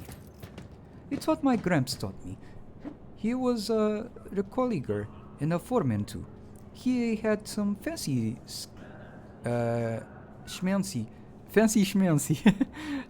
thoughts in that head of his, but he lived to a ripe old age with them in our line of work, which means those thoughts weren't all bad. Okay. Yeah, guys, there's nothing else. I really wish I could do something here, but none shall stand in my way. So, you can hear. Yeah, I would probably have to find something. Maybe we failed to find it, like at the perception checks. But my characters have like really high perception, right? So it's. How am I missing something?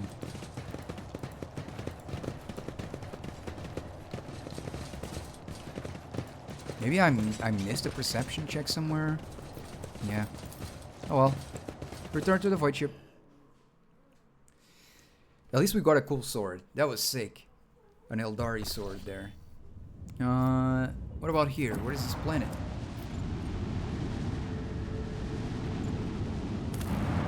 Whoa, that's weird looking.